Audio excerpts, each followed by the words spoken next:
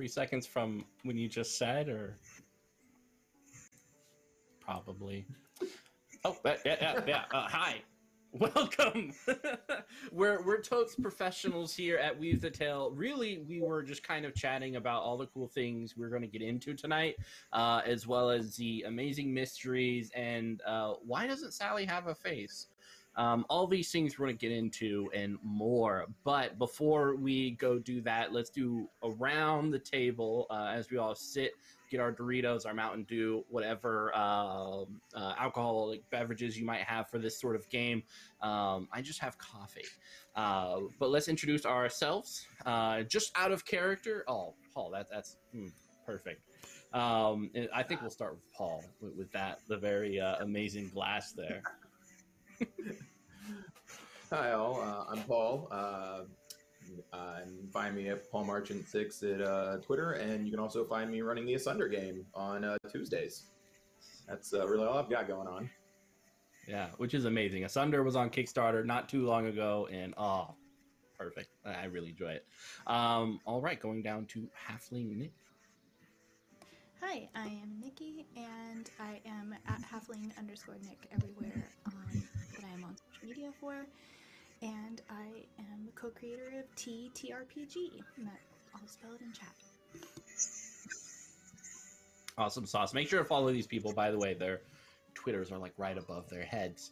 And then swooping on over, Archival Dustbun.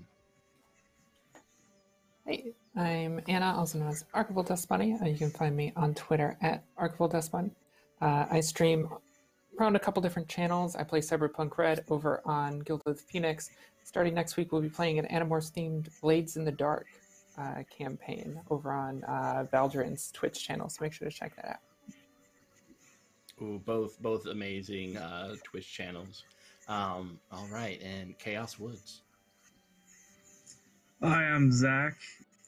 I'm at Chaos Woods. I guess the thing I would say about me is I recently became a professional DM where I run games for people online. I'm currently running a beginner's how-to of the starter set, the Tomb. I can't remember his name. It's like Tomb of the Horrors, right? Is that? No. Lost Mines of Phandelver. That was it. There we go. Awesome stuff.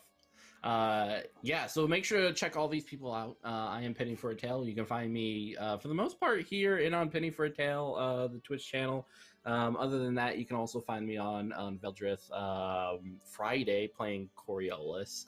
And then later on today, I think we're doing a recording of Monster of the Week with Brambleberry game. So a lot of cool things coming up. Definitely stay in tune. But we don't have much time, at least in terms of running the between. I just started talking to Jason and all that stuff. The interview was before, and we already have to cut things in order to kind of fit it into this beautiful segment, this one shot. Mostly it is for campaigns and stuff like that, but we are going to do our best and hop into this Victorian London, as we say. So we come into the house. The beautiful, gorgeous mansion, reminiscent of a much older time with the kind of the steeples and the bells, gargoyles kind of glancing down from the third and fourth floors, as well as a nice little garden on the second floor. This is Hargrave House. A place where hunters, these particular hunters, have gathered under a patron in order to hunt down the dark and malevolent things that haunt Victoria, London, England. And so we are in the day cycle right now. This will kind of, as we're going through it, we'll go through different cycles, and each of these things mean different things that will be kind of explained as we go on. But for the daytime, it is assumed that you are slightly more safe than if it were the nighttime, as obvious as that is. But here at the house, we're going to go around just like we did before, describe your character. And then we're also going to describe a certain area in this house. And for this, I think let's go with, actually, we'll throw it over to Paul. What area of the house is everyone kind of gathering at? So describe your character and add one detail to this place. Marcus Drake is a newer addition to this area of London. He traveled in from the Dark Continent, we'll say. And he would be wanting to greet everyone in the salon as he is trying to make his way around London, trying to be a little bit more sociable and deal with this new land that he's not so sure of sometimes. Excellent. And what is a particular thing in the salon that kind of resonates with you? The way that the chandeliers and the lighting shade everything, the fact that the shadows in the salon are less amplified, the fact that it's brighter here, not necessarily during the daytime, but at the night, it's one of the brightest rooms in the house. Ooh, I like it. All right, going down to Helena. Describe your character, what they're doing in the salon, as well as one detail that kind of captures your attention concerning this place.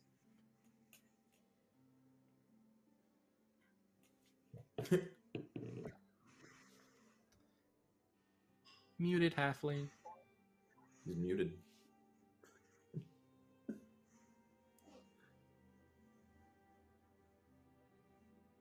Not yet, no. As halfling is troubleshooting that, we will go on over to archival Elizabeth. Same questions. So Elizabeth is lounging in a chair by the window, just kind of cleaning under her nails with a knife, button-up shirt, suspenders, still carries the trademark American look. She's new here to London, traveled the US West for a while, throwing knives. She was known as Elizabeth the Razorblade Cooper. She was in the salon now. She was told we were meeting with someone, so she made her way down. The feature that really stands out, I think, is the window itself. The way it looks out on the street, whether it's day or night, you get a really good view of life in the city, the humming and the carriages and the people and all the sights like that. Excellent. All right, going up to Liam. Same thing. I'd say Liam is sitting in a corner reading a book with a drink in his hand. There's a drink cart next to him, and I think what draws attention is none of the drinks look normal. Like, some are bubbling, some are glowing, some look like they have something floating in them. They all look like fantastical drinks that shouldn't exist. Excellent. And Helena, let's see if we got it all fixed, maybe. No, not yet, unfortunately. We'll work on that, but in the meantime, so the Daily Telegraph has a story about a washerwoman named Clara Yalborough, who was found dead in a hallway of her tenement house in Whitechapel. Her face had been carefully removed. This is the third crime this month. The other two victims, Edward Clive and Dolly Merriweather, also lived in Whitechapel. People are already saying it's old Sally No Face who's doing it. But Sally No Face is just a legend. children had been singing her song in the streets for as long as anyone can remember. Poor old Sally, trapped in a fire, her looks burned up without a trace. If you're lovely, with fate most dire, she'll come and take your lovely face. So going on over to Elizabeth, we are going to choose you as the hunter who has a history with Clary Yarborough. What is that history, and how did you know her?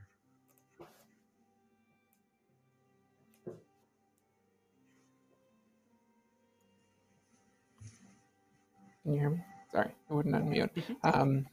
Let's be going around.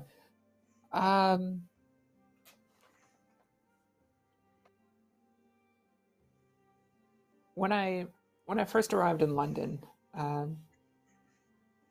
I had an issue of finding a place I could wash my clothes that wouldn't mess them up.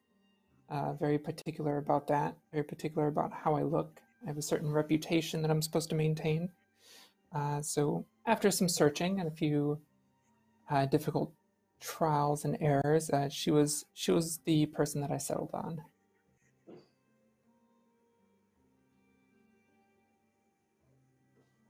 Excellent. And having heard of this very unfortunate event with everyone kind of gathered in this salon, how are you taking the news?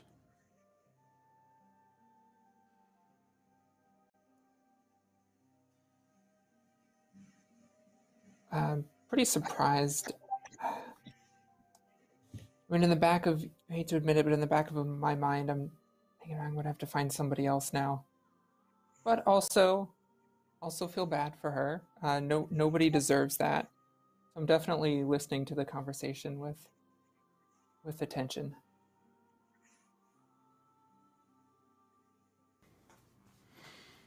Excellent. And that same newspaper is kind of in the center of the salon.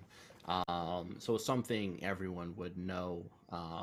And maybe I think Elizabeth kind of doesn't really have an external response to this. It sounds like.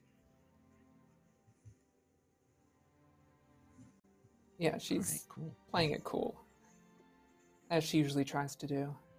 She always has to be the composed one. Excellent. All right, we'll go over to Liam Jaggard. What is kind of on your docket for the daytime? What is Liam up to?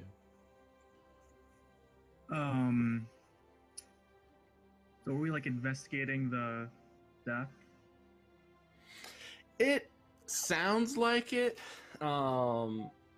There's definitely enough deaths to warrant a peek-see into the events that are transpiring, and definitely this house is meant to kind of look into these very dark aspects. But during the day is kind of your time to not only speak onto what your character does, like when there aren't battling evil in the night, and also kind of how do you start investigating.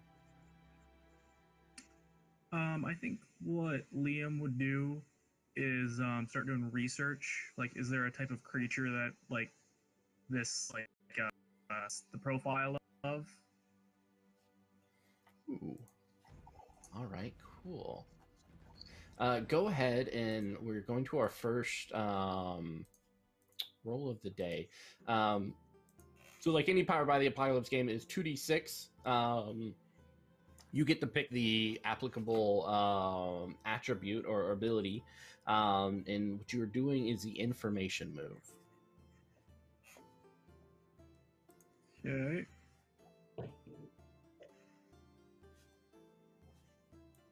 So I pick the ability? Mm-hmm. Yeah, what are you, I guess, how are you approaching this? I think reason would make sense.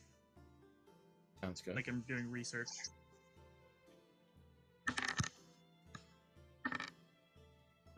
That's 6 total.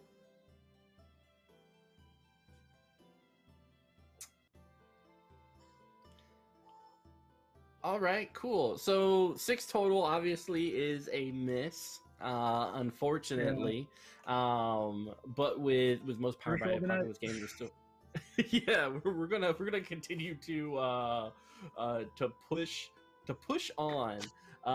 And so I think for the consequences of this, like as your and I assume are you using the Hargrave House library, or are you going elsewhere?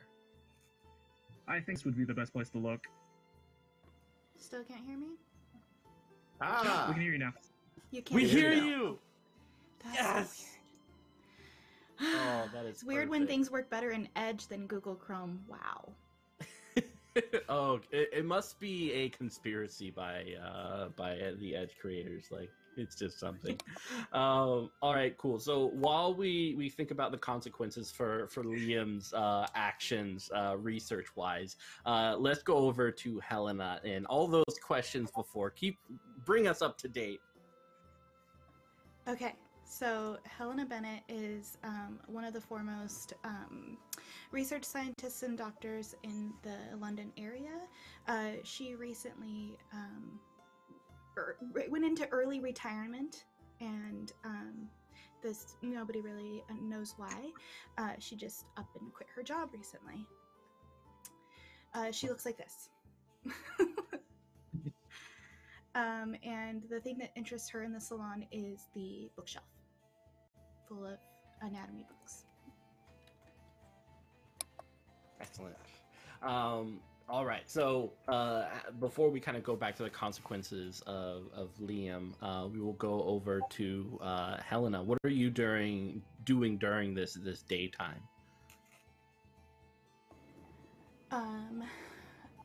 So I unfortunately did not hear what had happened that Elizabeth was upset about. So could you refresh me real quick? Yeah, of course.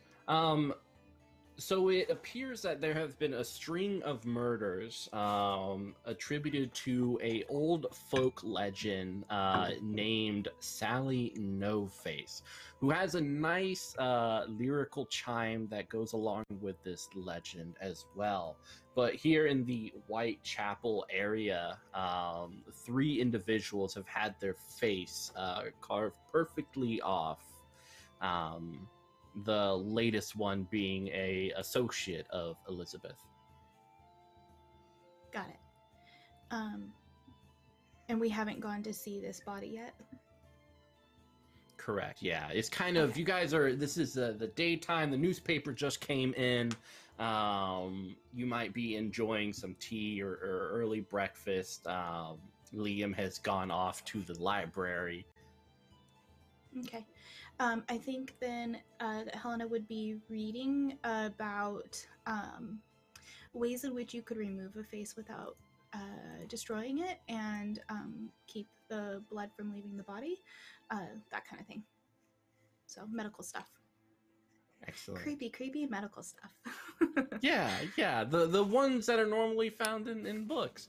Are you using the Hargrave House library or another location? Could I have my own personal library? As a former doctor, maybe I have a study. Mm-hmm. I would like to use my own personal area. Excellent. All right, go ahead and roll that 2d6. Let me know what ability you're using for that as well. Got it. And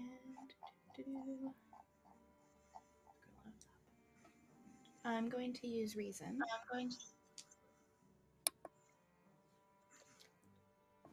That's only a 5. Okay. No, that's fine. That's just totally cool. All right, so we will deal with that. We're going to gather all those complications, and we're going to deal with it a little bit later as you guys are researching. But let's go over to Marquise Drake. What is your character up to? I'm going to glance at this newspaper, and then I'm going to go speak to Elizabeth and ask if this is not the person that she recommended that I should take my clothes to. And if they're cutting faces off people in this town, I would like to hit the streets, but I don't tend to like to go places alone because I look like this. And if they're cutting faces off of beautiful people, I think not. So if you would like to accompany me to go speak to the associates of your deceased acquaintance, that would be lovely, Razor. Yeah, let's get out of here. It's too quiet with them reading anyways. Yep. You know the English, they're always stuck in their books. I've learned that. Yeah. Mhm. I'll lead the way. We're gonna go hit the area and to try to go talk to people around the area of the slang and see what we can dig up. Excellent. All right, cool. In that case, why don't each of you, depending on how you're going about this, it definitely seems like Marquise is going to take a more charismatic, fearing that their face might be taken because of how beautiful it is. Yeah. But Elizabeth, how is your character approaching this area?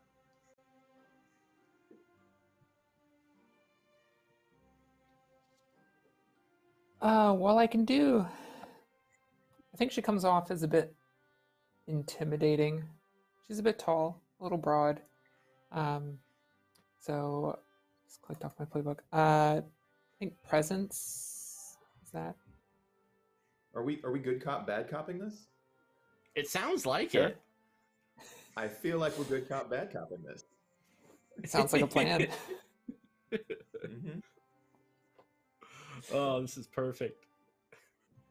All right, you two, go ahead and roll your dice. This is, of course, This is an information move using your applicable abilities. Hold on to those numbers as we go back to the consequences of both Liam and Helena.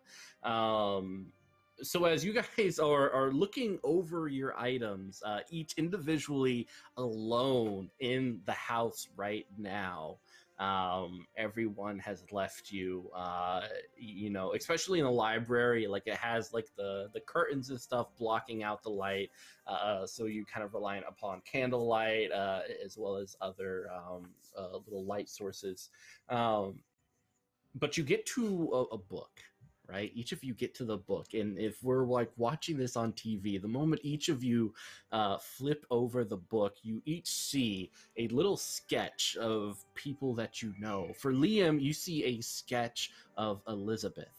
For Marquise, for Helena, you see a sketch of Marquise. Each one is like this atomically, like Da Vinci, like sketch, with little kind of clippings around the face, and a smile, like a little smiley face on the top right corner.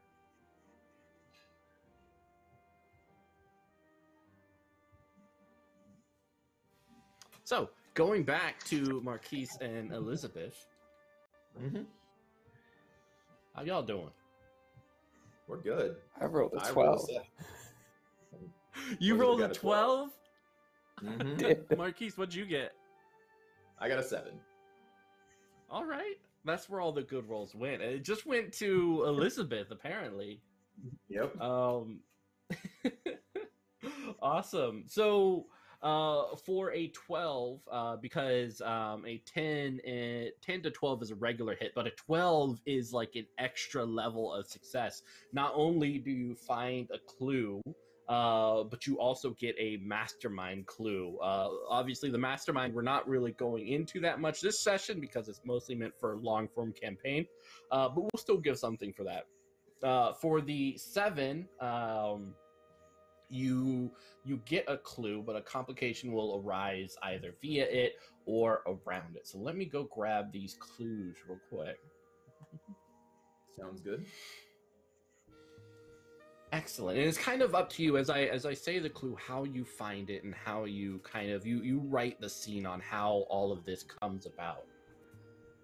All right. So, this is tough.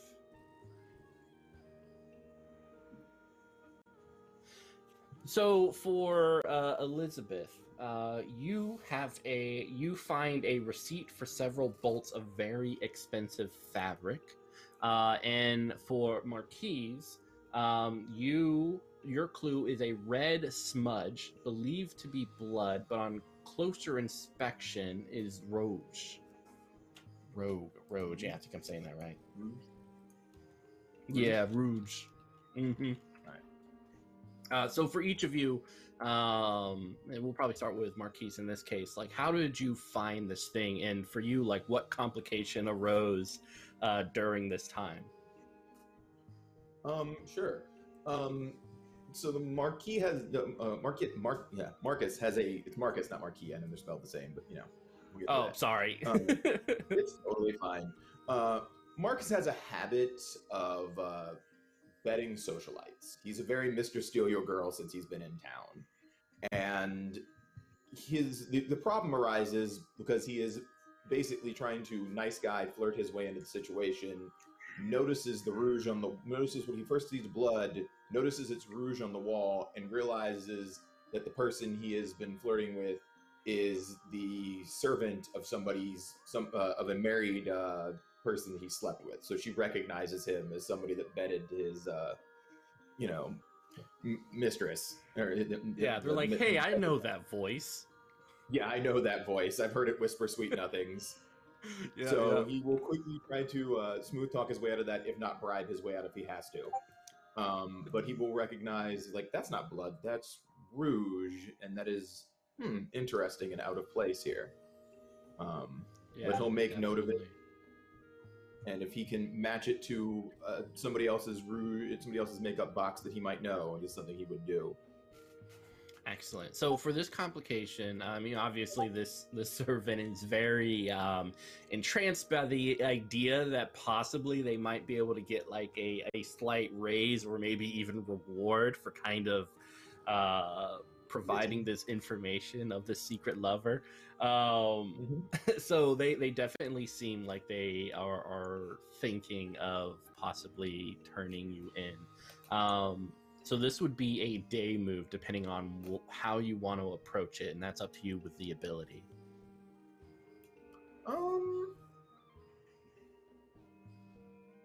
He's gonna go ahead and let it slide if they want to try to turn him in. For now. Ooh.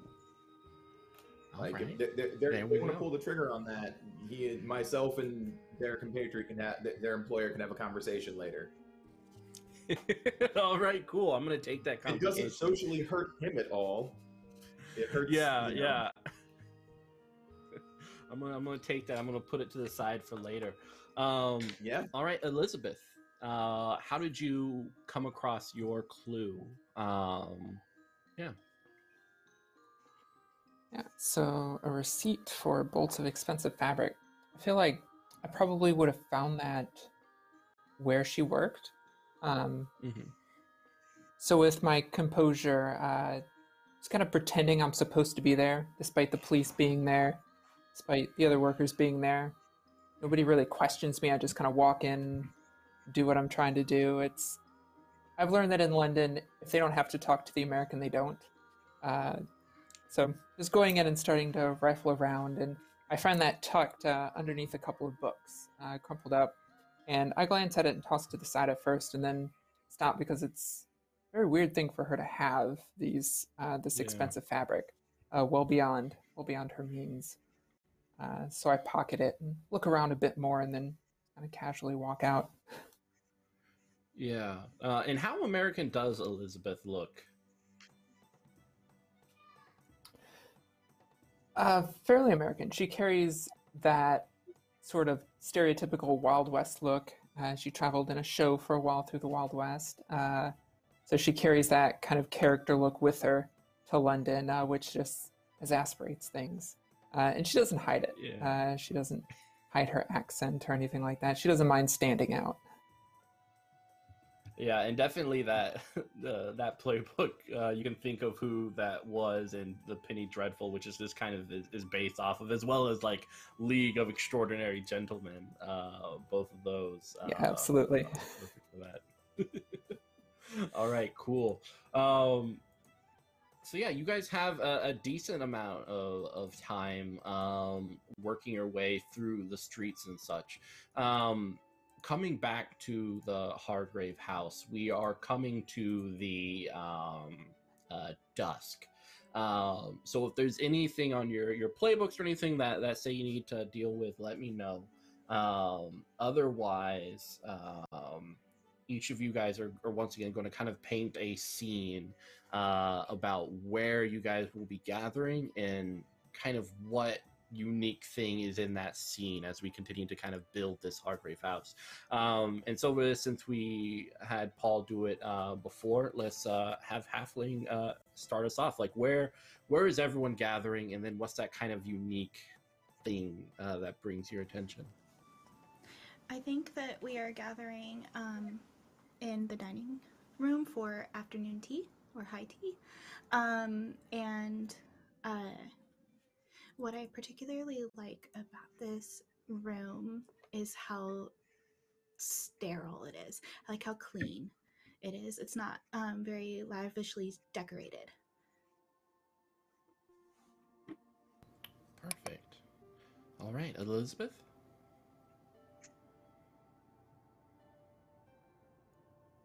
Sorry, what room was it? That sound skipped for a moment for me. We're in the dining room for tea. Dining room, okay. And I do have something that I have to roll for at the beginning of the dust phase, so whenever you want me to do that, I can do that. Excellent. Well, why don't we take care of that now? That's perfect. Okay, so I have to roll for the quickening. Yes.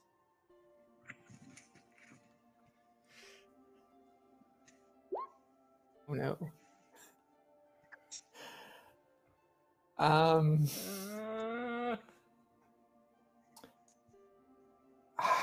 You know what?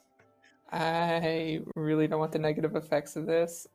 I am going to already invoke the Janus mask to okay, excellent. to bump me up to the next level.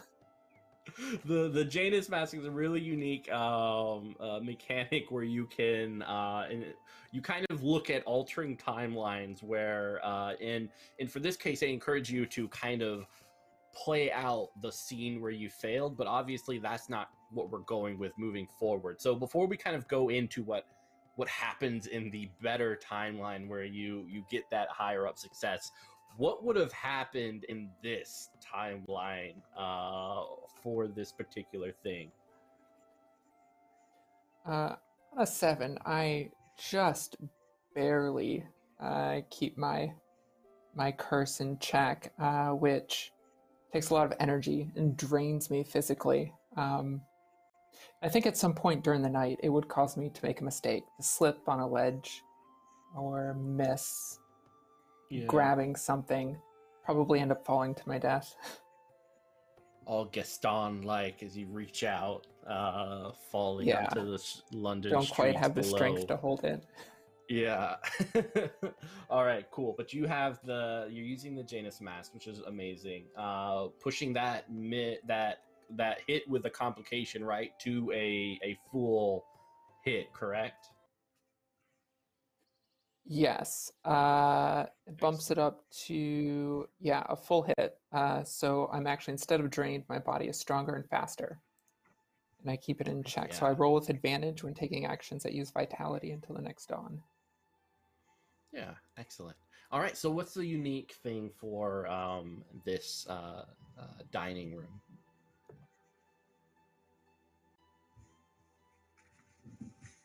It is the carved wooden relief around the fireplace that I have turned into target practice when everyone else has gone to bed. There's a few nicks and scrapes, a couple deep dents in it from my throwing knives. There's a number of interesting images of animals in that on there. So after I've had a little too much to drink and I'm up by myself, I've been known to throw a few knives that way, and I've grown attached to it because of that. Excellent. And are you drinking tea or something else?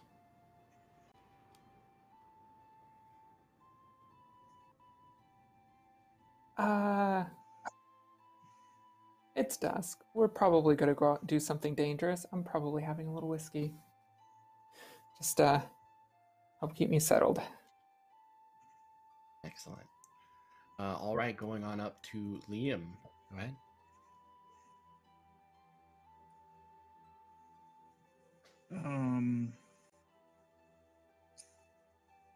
I think Liam would be a little shaken from his mishap.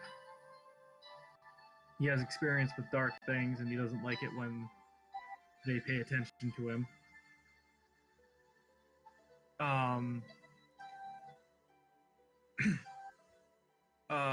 I think he'd be like sitting at the table sipping tea. I think the table is like kind of ornate with like carvings and stuff on it of like fantastical beings, some beautiful, some scary. Excellent. And finally, Paul with Marcus. Mark loves the chairs in the room. They're clearly from a wood he's unfamiliar with. They're carved, they're ornate, they're large, and he will, unless other people stop him, take the chair at the front at the top of the table. And instead of tea, he will ask Elizabeth for some whiskey because I don't understand these English and their want to drink dried leaves. It's not that good. Absolutely. I'll slide the bottle down the table. He will pour himself a glass of whiskey and slide it back. Excellent. All right. The scene is yours. For the dust scene, you're kind of trying to figure out what you're going to be doing during the night scene, planning as well as sharing information. So go ahead. Is it too late to examine the most recent corpse? That's something you can do during the night scene. So not too late right now, but definitely something to try out at night, which is perfect. Great. Well then, the two of you, what did you find out in town?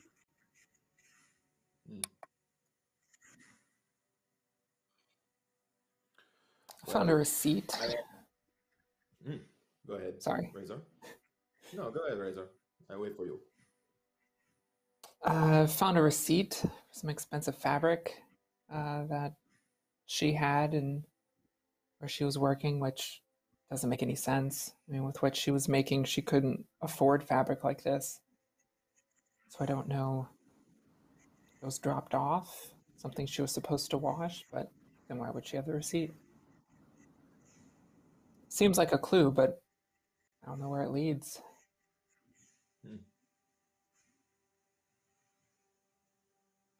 Yes. I had a run-in with someone's servant that recognized me, but in that little event, I did find rouge that was very out of place. It looked like it was a blood smear. It was not.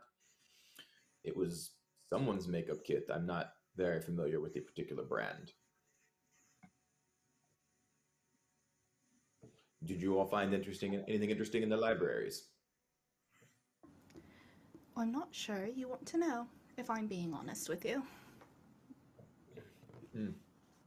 I guess. Well, I could show you if you prefer. And she'll pick up she kept it because she's a creep, and shows you the drawing of Marcus with the anatomically correct sketch with the weird smiley face in the corner. If you wanted to draw me, you could have asked. It's not that big of a deal. I assure you, I would have drawn something much better than this. I don't believe that anybody in this house has drawn this. But it was in the house library or the other one, yours? I must admit, it was in my library. That's extra weird. I discovered a book very similar. Two drawings of Who was in your book? Very awkward. Not of you. Oh. This one was of Elizabeth. English libraries are very strange. That's what I discovered just now. This is what I've been telling you about the English. Something or someone knows of who we are. Um, yes, we're not exactly subtle. True. We're not exactly keeping around the masking cow. I look like this. Elizabeth is from a roadshow. Helena's a famous doctor. Liam, I don't really know why you'd be famous. Sorry. Dark things follow me. Oh, that seems very unfortunate for you. Things get creepy sometimes. Well then. You two are the researchers. What do you think we should do in what order? Because I can hit the town, but I don't really know what questions to ask. I need to see the body if I'm going to learn anything at all. Fair enough. I You have a way might be able. Well, apparently Liam has a way into the morgue. That's then corrected. Well, I I am good friends with the coroner. I was gonna say I have a ritual I can perform that may be of help. That's certainly useful. There are Would it- dangers, though. Aren't there always? Would it make sense for my character to know the coroner? And to have been consulted before? Mm-hmm. In that case, that's how I will go to see the body when it's time. Excellent. So that is what you're doing tonight. What is everyone else up to?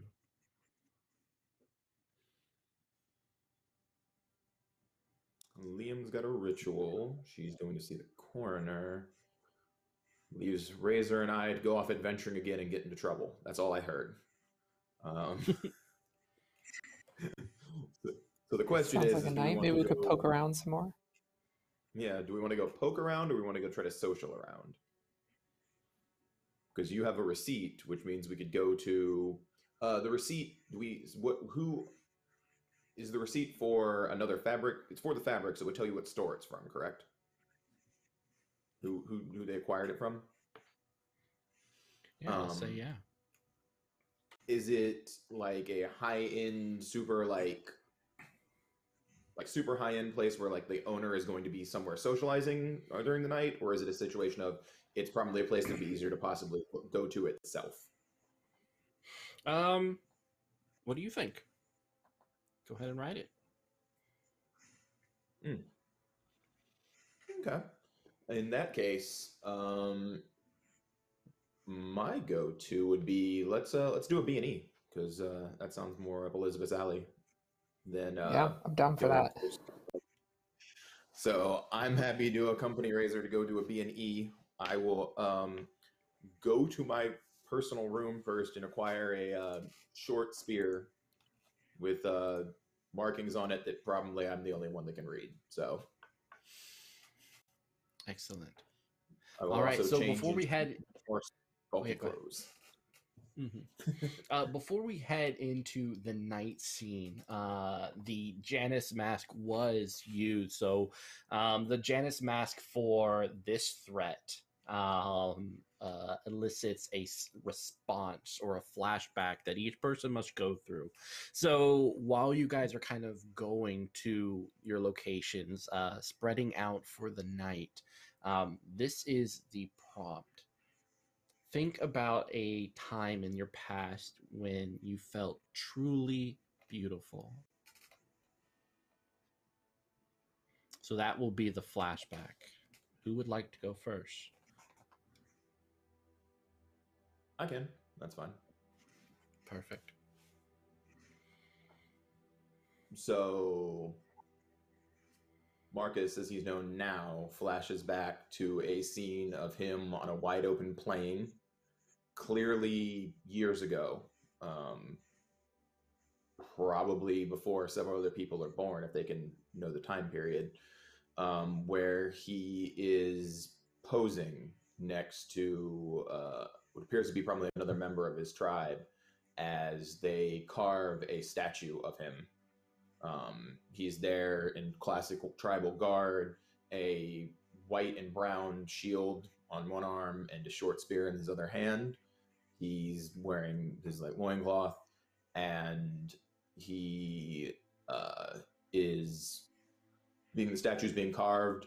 A man comes up behind him, clearly another tribesman wearing what appears to be chieftain's garb, puts his hand on his shoulder and says he's proud of him and that, you know, tomorrow they will go off to fight the British.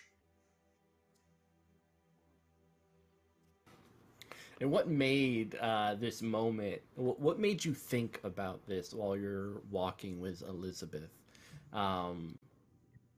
And why was this kind of, I mean, obviously a statue of yourself is very complimentary of your physical appearance. But why that moment? Because he retrieved his spear and might be going into battle again. And he was proud to be there with someone who else he knew was another warrior. Excellent. And what made you think of it as you were, I mean, while you were walking down this path? We might be fighting the British again. Yeah, that's fair. I like this duo of us versus the British as you guys take off with spear and an American in hand, just going forth into the night. All right, who would like to go next? I can. Go ahead. Flashes back to when Helena was much younger in medical school, and she was invited to a salon to present her research, and her lover helped her get dressed, and the feel of the velvet being pulled up onto her and then her fingers lacing the back of the dress up, and just like the softness of her skin and my skin and the velvet together. What made Helena think about this while you are alone walking the streets of London towards the coroner office? Well, Helena dresses much more plainly now than she did when she was younger, and but she remembers what expensive fabric is for, and it's the receipt that makes her think of this memory. Excellent. All right, Elizabeth.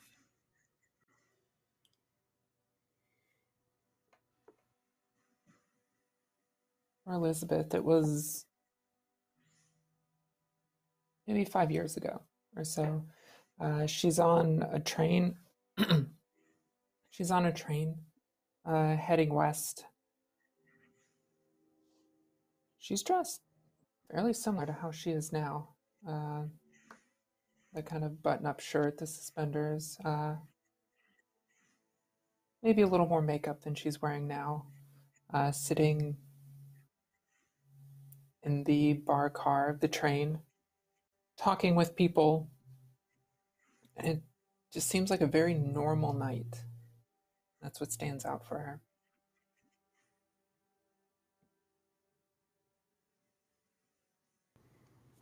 And why did that moment make Elizabeth feel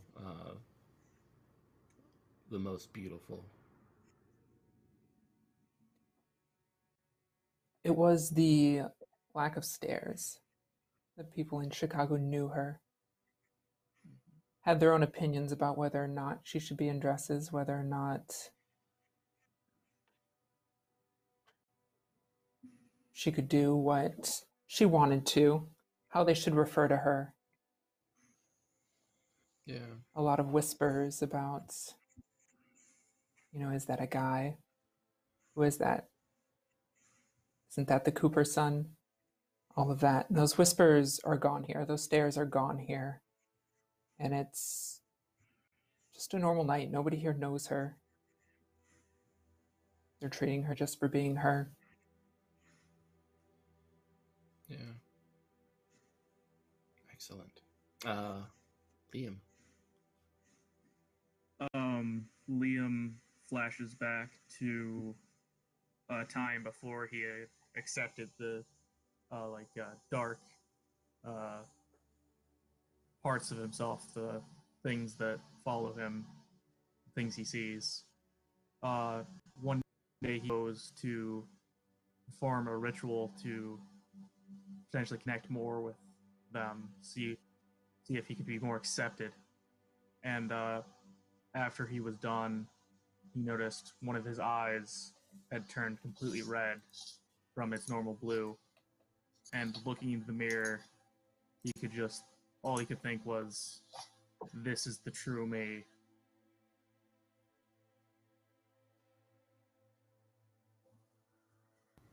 Oh, that's fair.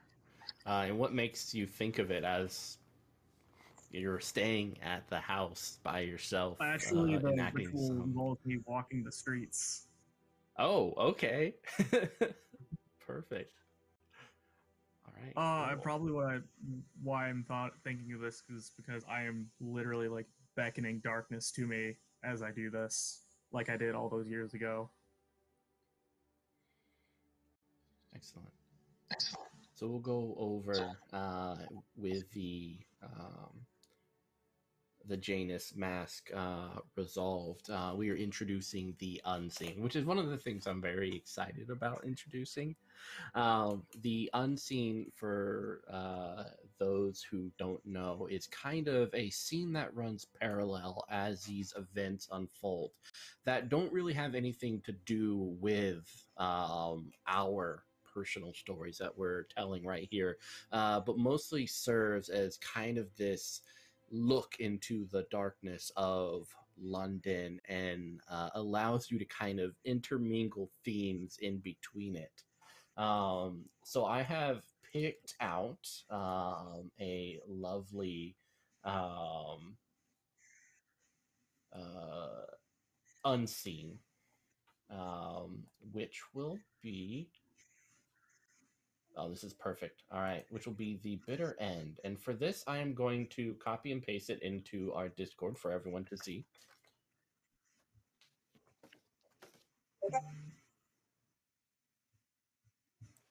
Excellent. So for those watching, we are using the bitter end for our unseen. It starts off, there is a brothel in Whitechapel, informally called the Bitter End, which even by the standards of such disreputable places is wholly wretched. A young nun, Sister Mary Edward Price, has taken it upon herself to help the Enders, stopping by once a week to provide them with counseling and light medical services. Let's meet the residents of Bitter End. And so as every person does their night scene, they also fill in the blanks of this unseen. So we'll start with Halfling Nick, Helena, Georgina, who is dying of consumption. How do we know Georgina? How do we know Georgina is the most popular girl at the brothel? Georgina has the most lavish room. It's furnished by her admirers, along with the best silk undergarments, and her nightstand is roses, and she has fancy jewelry that the other girls don't have because she has admirers that give her those things. Excellent. And so you make it to the corner, or the mortuary office.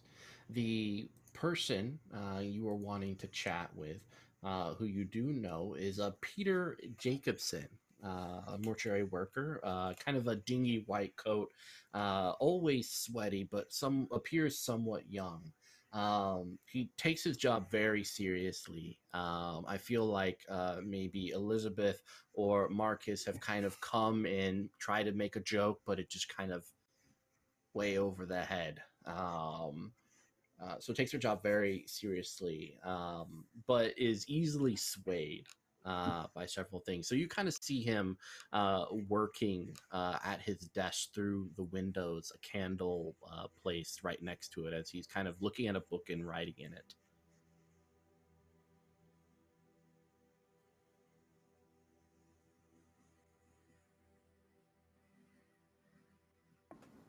Oh, were you talking about me showing up to the corners? Yes. I'm sorry.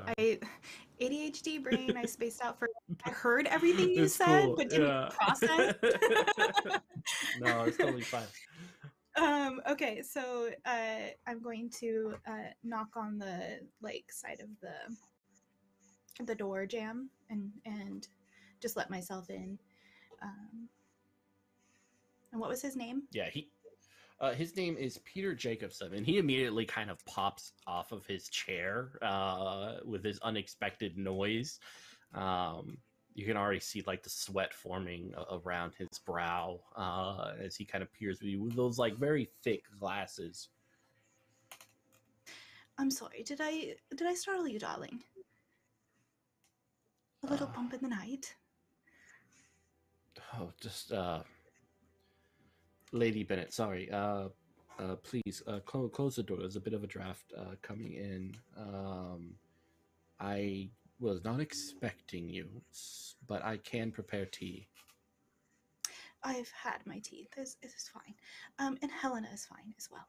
I'm here to see the body of the young laundry washer.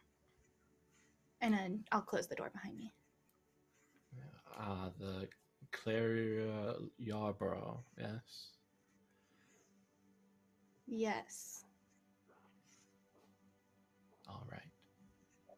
I mean, that is the latest body that I have and the only one I currently have. So, yes, it's actually right behind me. And he just turns. Well, how did her hands look? Her hands? You could tell. You would be able to tell if she was the laundry washer if you looked at her hands.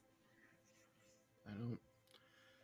My reports don't usually require me looking at ladies' hands with any certain amount of detail. In fact, my visage was mainly pointed at the lack of a face. It's kind of hard to get past that, thinking how a human can do that to another. Right. Well, let's see. Let's see the body then.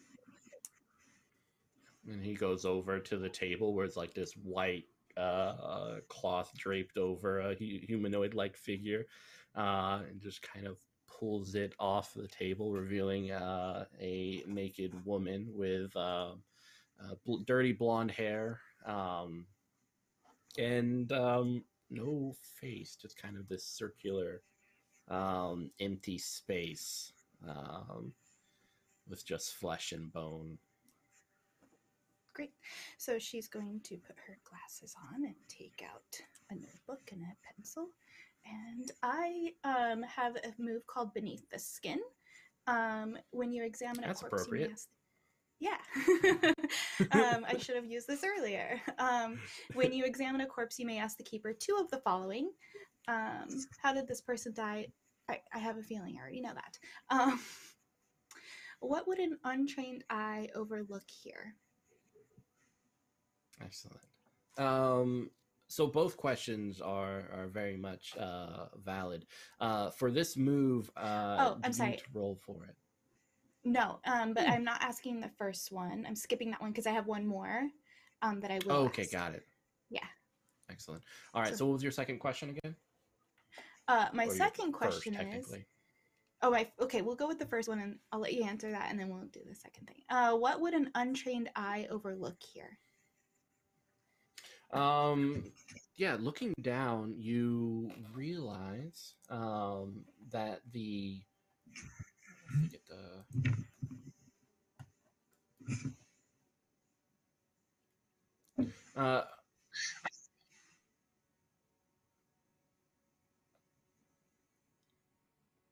there are flecks of blood in an otherwise pristine place.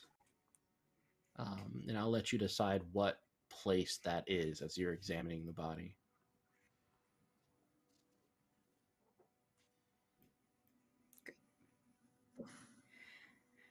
Um,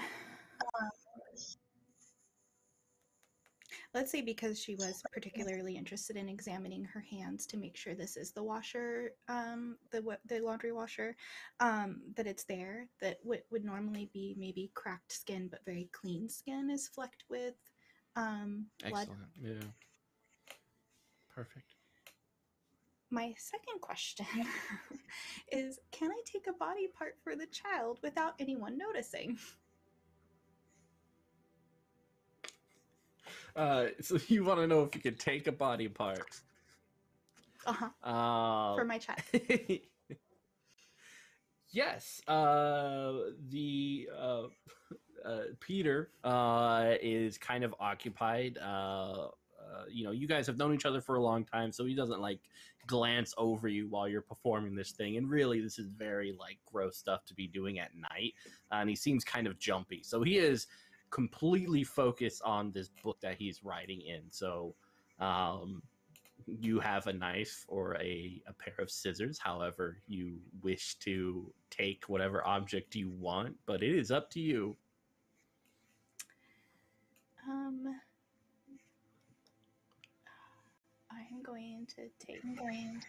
I'm going to take her feet, and yes, I have surgical. I gave myself surgical tools as one of my items.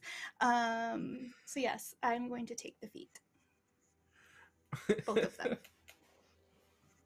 and put them in my handbag. All right. So we'll say for this, he probably goes to the bathroom as you're just like. Oh, I will take that tea, darling. If you could get it for me, that'd be great. Oh yeah, sure.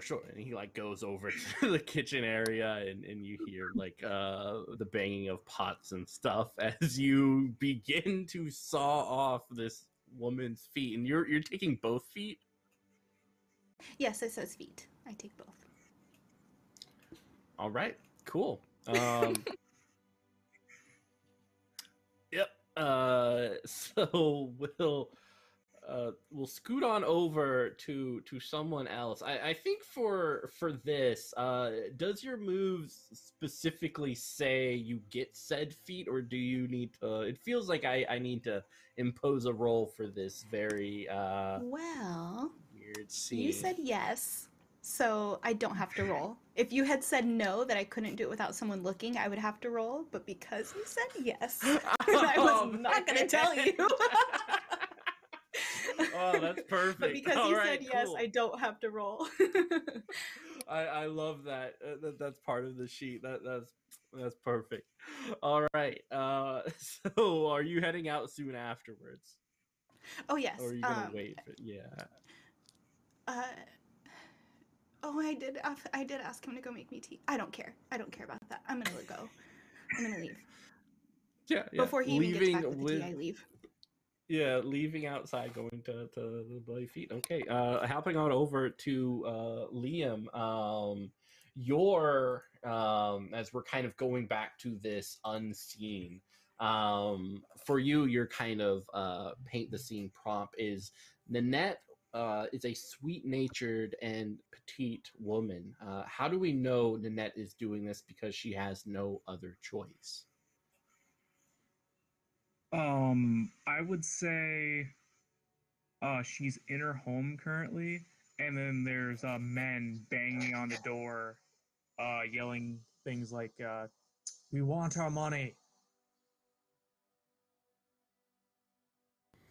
Oh, that's perfect. We can't find your father, so your job.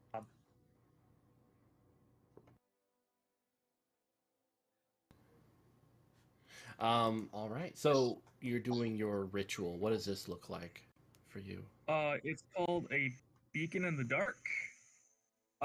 When you walk the streets of London at night, your consciousness spreads across the sea like a vast spider web. And then I roll sensitivity. All right, go ahead. That's a 8.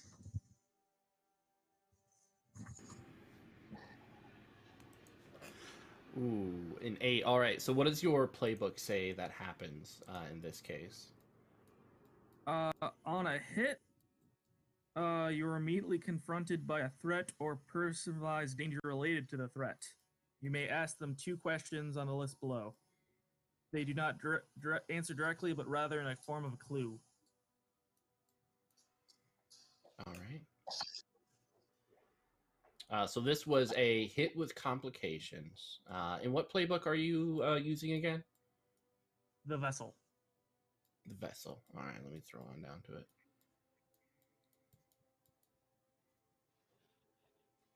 Excellent.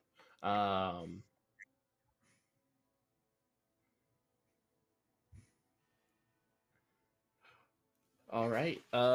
So how do you think this plays out? What does this ritual look like, and how are you kind of accosted by the threat?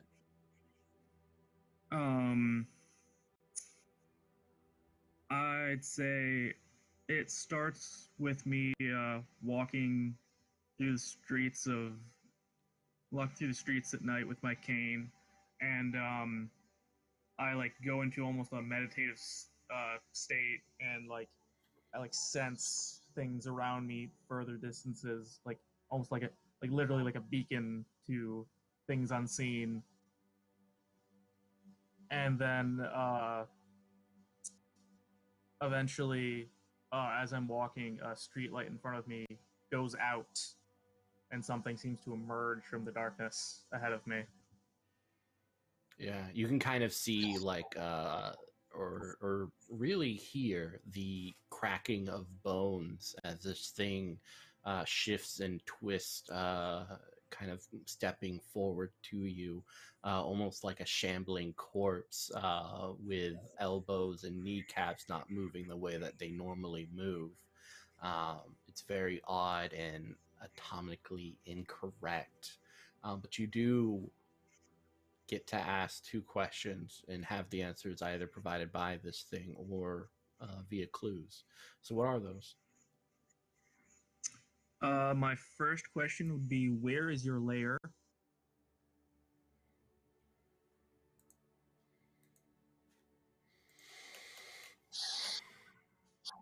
We'll get to that. I will hold that in my head, and we'll definitely get to that. Your second question? What frightens you? I think that's perfect. Why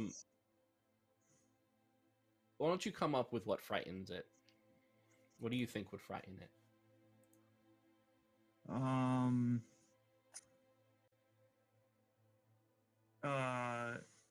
So is this potentially the creature that is stealing faces? Potentially, it definitely feels like it, and kind of during this scene, it's inching ever closer to you, and as it moves closer, you notice that the lamp lights are dimming and then sputtering out the closer it gets to you until you're just in darkness. I think, with how it originally died, fire would be a fear because it had its face burned off. Excellent. So yeah, you in the darkness of the street, the moon is kind of hidden behind a cloud. You feel the breath like very hot and heavy, humid, against your face, and this thing must have quite a gaping maw, as you just feel it all over you. And those cracks of the bones, the twitching fingers, dripping of some fluid leaking out of its orifices. What do you do? I grip my cane, turn the handle, and a blade comes out the end. And You bet. You gonna throw down? At the very least, defend myself if it continues to attack me. All right, go ahead and roll those. Yeah, roll your dice, but then hold on to that number because we're gonna go over to Marcus and Elizabeth. And for Marcus, your unseen is going to be Candace, whose three children live with her in the brothel. In what ways has Candace tried to create a normal life for them there? Scheduling and habits.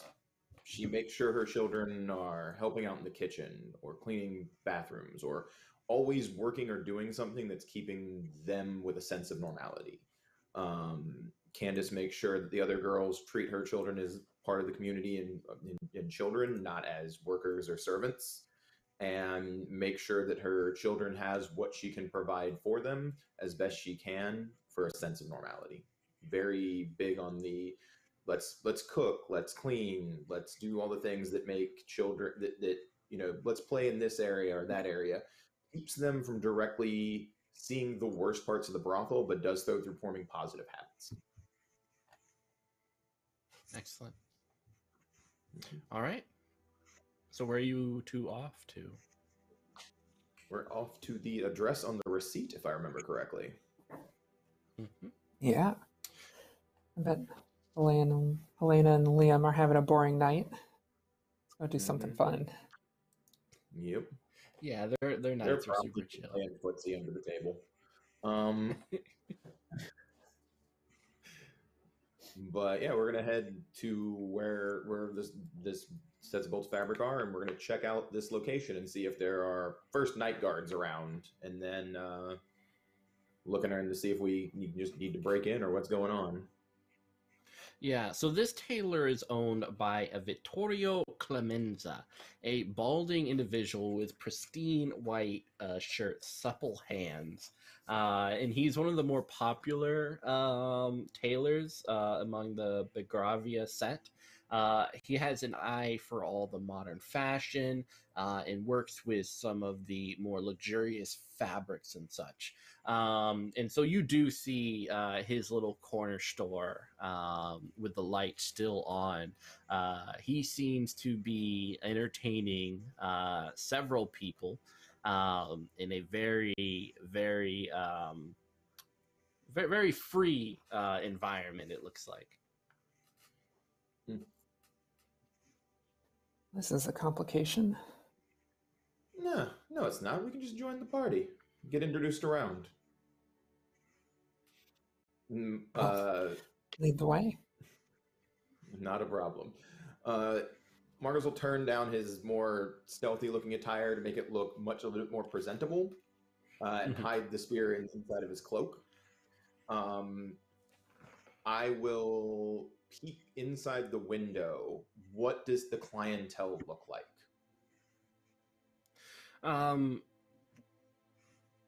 So they're in various states of undress, and you're kind of peeking in through some corners. But yeah, like Vittorio is just has his underwear on and his pristine shirt on a chair, drinking straight from the bottle, and everyone else is just kind of like various amount of dress, very business casual. Oh, that's what they're calling it now. Check. Yeah. Business casual. Not a problem. For once, I may be overdressed for this. I will simply offer Elizabeth my arm, knock on the door. Excellent.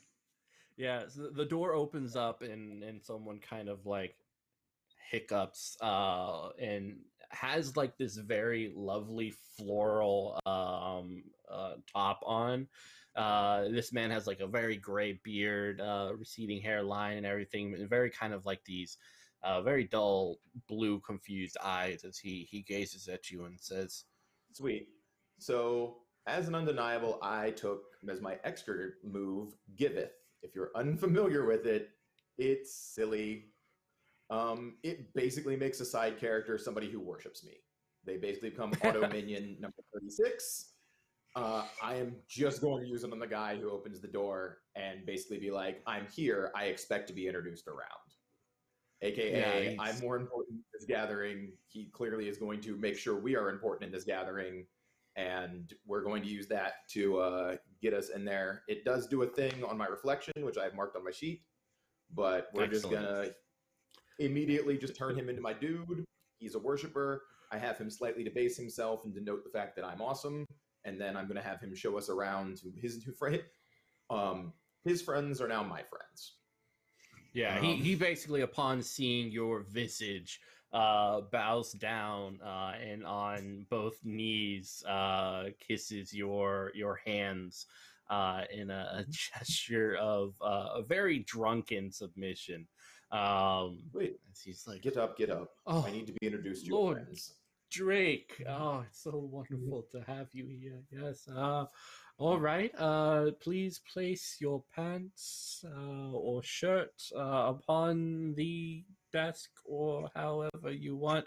I'll introduce you. Of course, Lord Drake. And who is this? Very beautiful. Is this your lady? Have you finally settled? Ah, yes. She can introduce herself as she sees fit. Drake will take off his shirt like it's no big deal. And if Elizabeth hasn't seen like Drake topless before, that's for you to determine. He's clearly somebody who does a lot of physical activity. Like whether it's sexual or not, that's debatable. But he is clearly somebody who is hit the gym more than once or twice in his lifetime. I'm not going to get topless on stream. I think that's how we get demonetized, right? I don't know any of these rules. Yeah, it's the nipples, really. Yeah, correct. Everything. Just want to make sure. But yeah, Drake will take his shirt off and wait for Elizabeth to take whatever article of clothing is appropriate, and we'll head in and start smoozing up the party for information and things of that particular nature.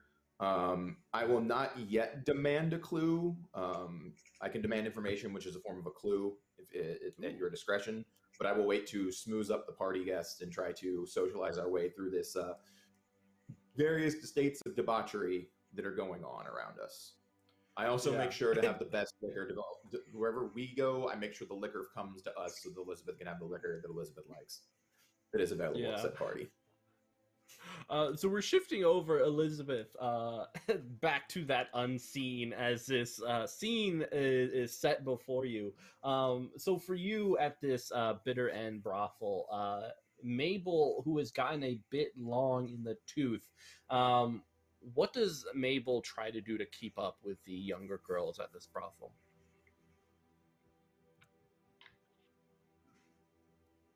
It's her experience. That's her secret.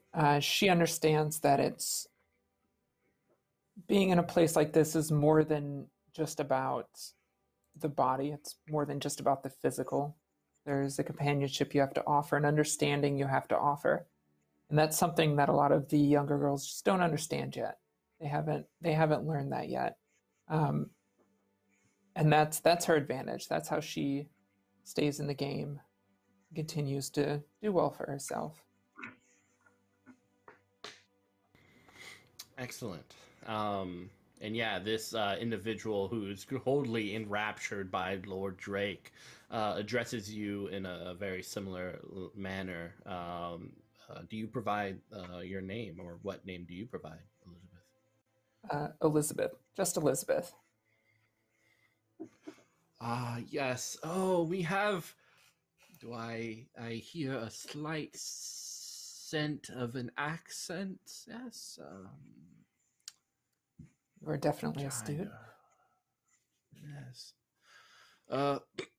Everyone, please bow before Lord Drake and his companion, Elizabeth the Great.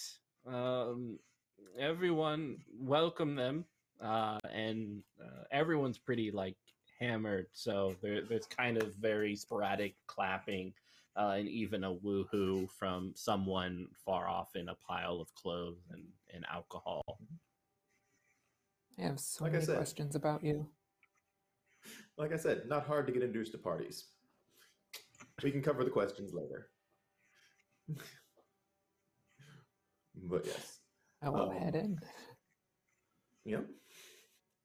Excellent. And with that, we are going to shift on over back to Helena, who is skittering off with feet.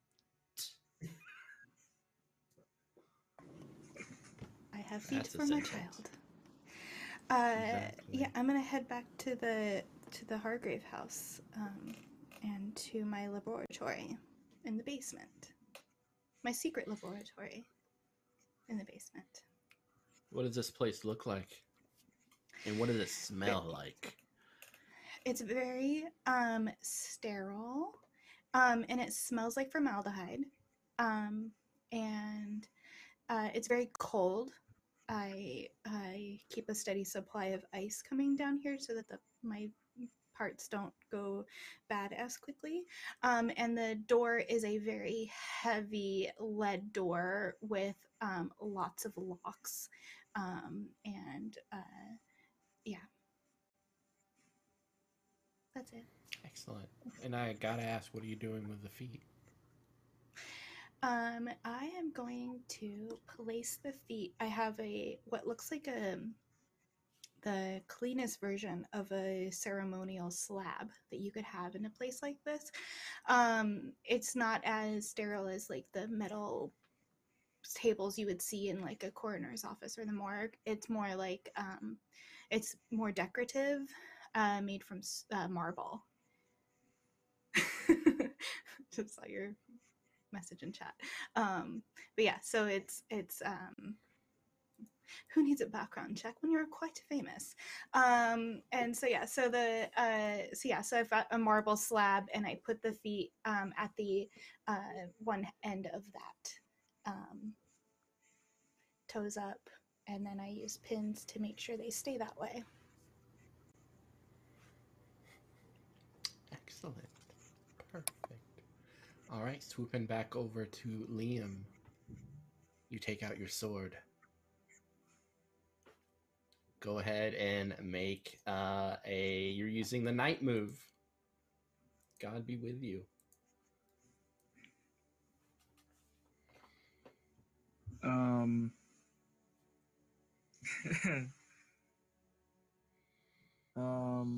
So the roll I had before was a 6 plus whatever ability it's supposed to be. It's up to you. What ability you think go along with that? Probably vitality. Kind of like your physical really actions. Yeah, if I use vitality, that's a 5.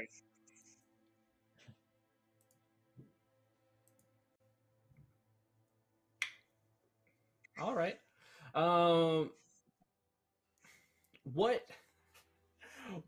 What are you most afraid will happen in this moment if you fail or lose your nerve? It will take the opportunity to attack. How do you think it will attack?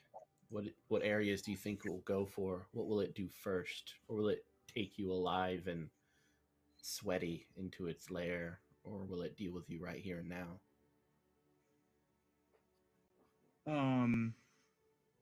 I think it would try to take me so it can start the process of removing my face, like it has done for the others.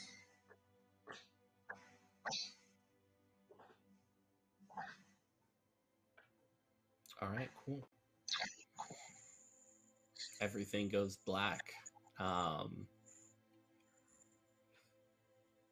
And you can kind of feel your hands dragging across the steps of the London streets as you're kind of pulled down an alleyway.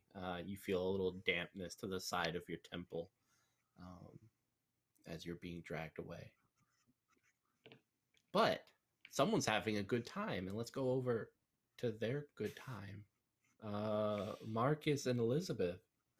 How's it going? Did I ever get those clues before I was knocked unconscious? Yes. You had those 2 clues. So the first one is you wanted to know what layer it is, right? Yes.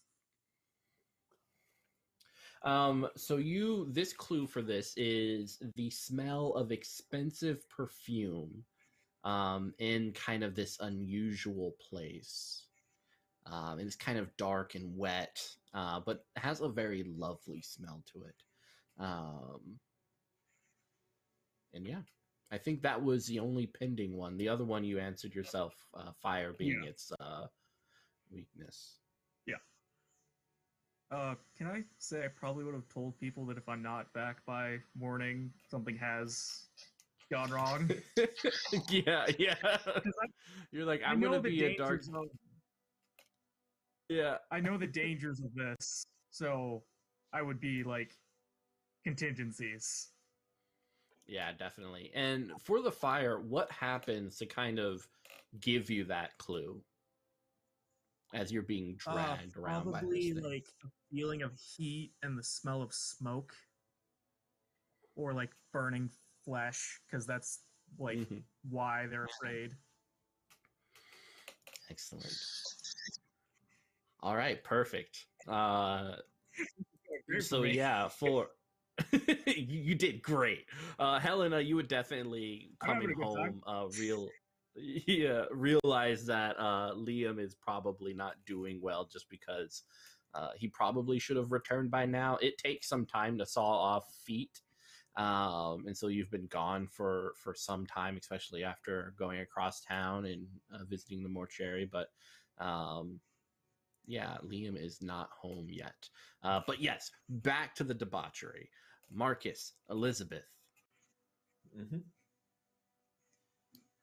So I will let Elizabeth know that she can either search for clues or we can, pound the pavement, so they say, for groups for information amongst the party.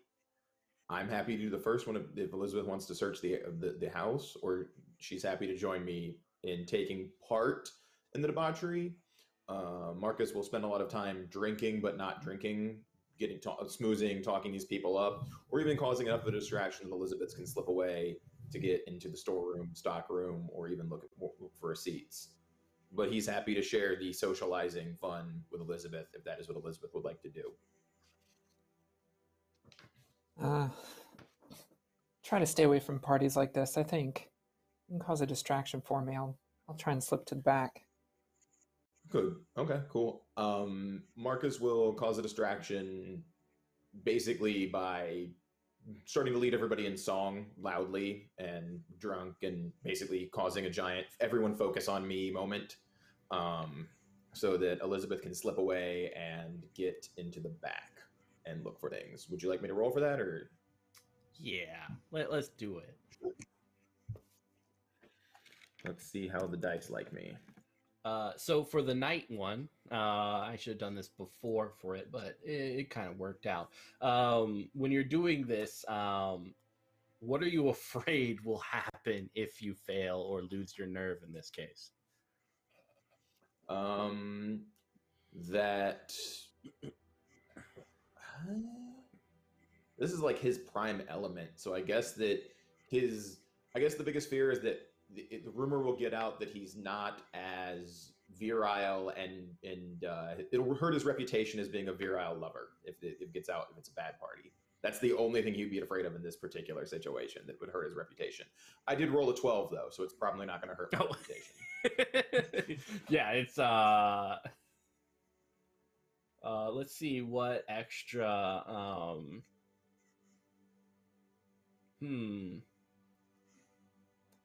we'll say for this, you'll have advantage when dealing with these people from here on out. So advantage allows you to roll an extra dice, and you take the two highest ones. And everyone's so enamored with you as you're singing some. What song are you singing? It's like something from local or back home? It's gonna be something kitschy and local, like whatever is popular and kitschy and local, whatever shanty that's going on. He would not sing anything traditional with these people. That they wouldn't know it. They wouldn't even be able to speak the language. They know nothing. Yeah. So he will something kitschy and local, whatever pop shanty tune is popular right now, and he'll just lead them through it and the call and response stuff, and make sure they're loud and enthralled so that Elizabeth can slip away and start going through the books. Yeah, probably like Spice Up Your Life. Which is popular during then. But yeah, your thrall definitely will kind of hand you pants to wear as a crown if you see fit. Sure. Yeah, He will wear them. but He will go pants on head crazy about this situation. perfect. Elizabeth, you have the perfect opportunity. You don't even have to roll to kind of slip out into the back with all the fabrics and such. Yeah, so cringing at every couple notes that are terribly off in so many different ways from this drunken group. I slip back and with a very confused look back, seeing Marcus wearing pants on his head since I turned around last. Yeah. I'll just look for a second and then head into the back. Mm-hmm. Yeah, so it's just this long room with all these aisles with fabric and kind of these dark humanoid figures staring at you from the corners of the room.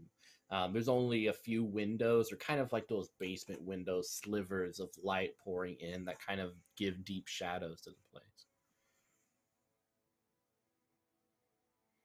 Seeing all of the mannequins around, I give a very frustrated sound and very slowly pick my way through. I'll go ahead and pull out my hunting knife just in case. But I guess I'll look for an office of some sort, maybe bills of sale, logbooks like that, those sorts of things. Excellent. All right, go ahead and give me an information roll.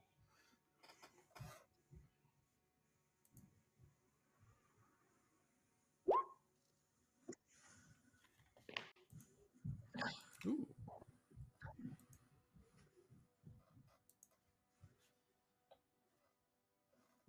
Sorry, I was muted. think you're That would be yeah. reason. So plus 0. Yeah, that sounds so good. 8. All right.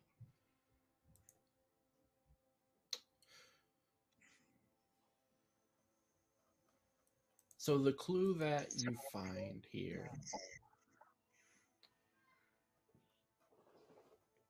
is a gold embossed card inviting the tenant here, the tailor, to an extraordinary new exhibit of art and medicine. No address or date is given.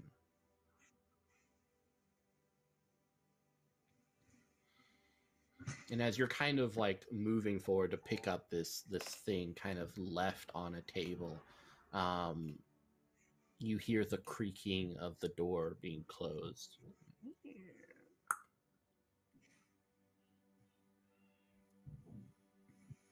The door of a door close to me or further away? By now, it's further away. You had to kind of take a few steps into this this location. So it was a door that just behind Marcus Drake is dancing with a pan hat. So it's close enough that I don't have time to hide. So I'm just gonna turn and look. Yeah, looking and over, tightening on my knife. It's just dark. Nothing seems to have come into the room.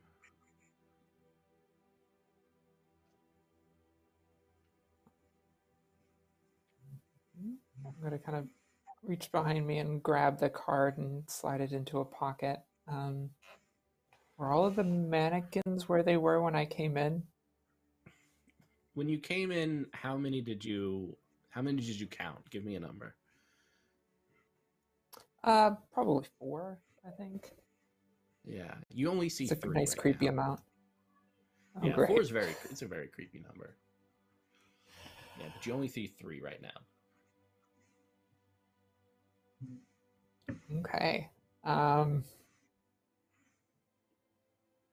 Okay. Do I hear anything if I listen?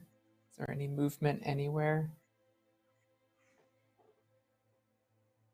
You're like maybe closing your eyes to get a better listen in on what's happening. And you just hear like something being dragged. This is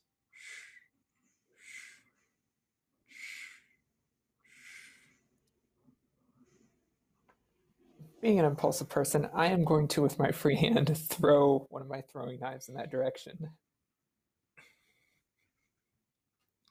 Yeah, go ahead and give me a night move. Using vitality, I think, and you get its advantage because of you're American, or because of that thing you did earlier.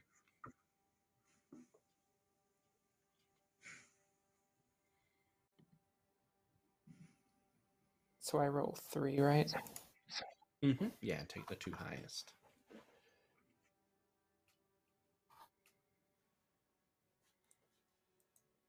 Vitality is +1.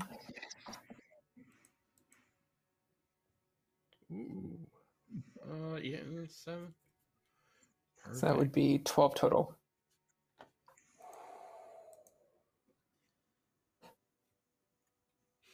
That was pretty good in that stage show. Yeah, that is really good.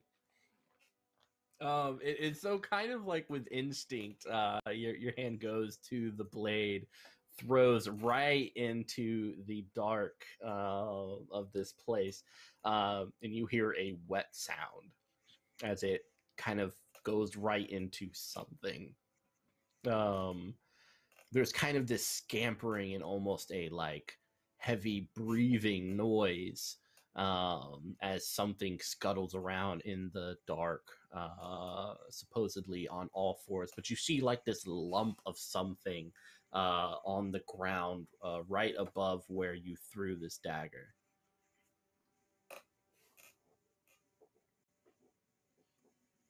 Against my better judgment, I'm going to inch my way over to get a better look. Kind of touch the lump with my foot. You sure you just don't want to stab it? Mine's like... Is the lump moving? Liam, you're probably maybe groaning a little bit, like your head hurts. Someone's like poking you with a foot. Just like I open my eyes and look up and see that it's Elizabeth, and I just say, "I have news," just completely ignoring the fact that I'm unconscious on the floor. What are you doing here?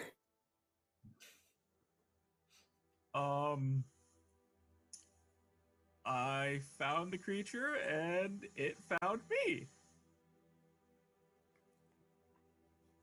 Well, I think I just hit it with a knife, so if we need either to leave here or do something.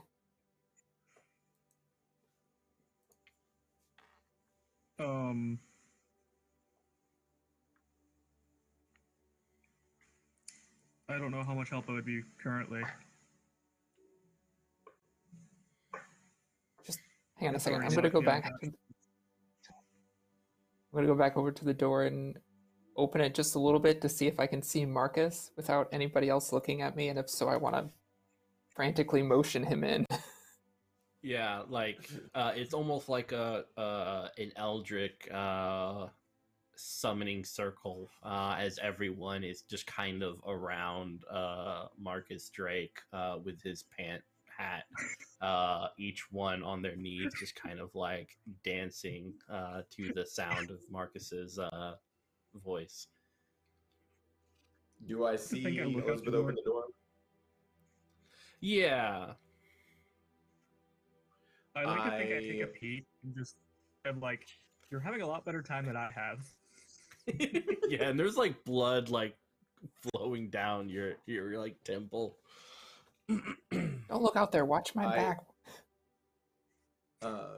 If I see Elizabeth frantically motioning me over, I look to the owner and just go, "Your washroom's back there, correct?" And then I just turn and walk toward the door. Like it is. Yeah. Like I've made a declaration and that is what is happening.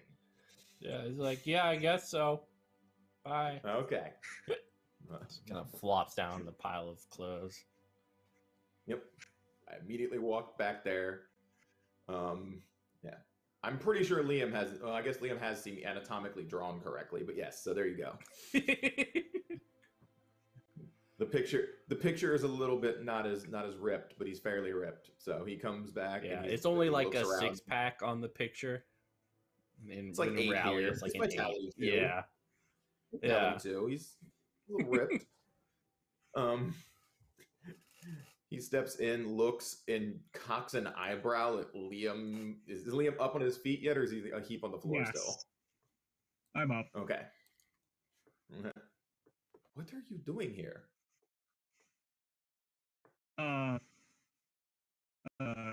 Investigating. Nice hat. It's pants, but yeah. What? Weren't you walking the city? I attracted the creature to me. A little Oh. too well. And the creature brought you here. Apparently. It's currently in the room. That should keep an eye out. Oh, my hand goes into my cloak and I pull out a short spear. Is afraid of fire. If that helps. I didn't bring fire. Well, I have some flint and steel. Lucky for you. Well, yes, but yes, if we need to burn it down, we can. If I had But let's the time, get I on don't my think we have to. I don't believe we have the time. Very well then. I don't think we have to burn the entire place down. Sure. I look at Liam and go, "Take your shirt off."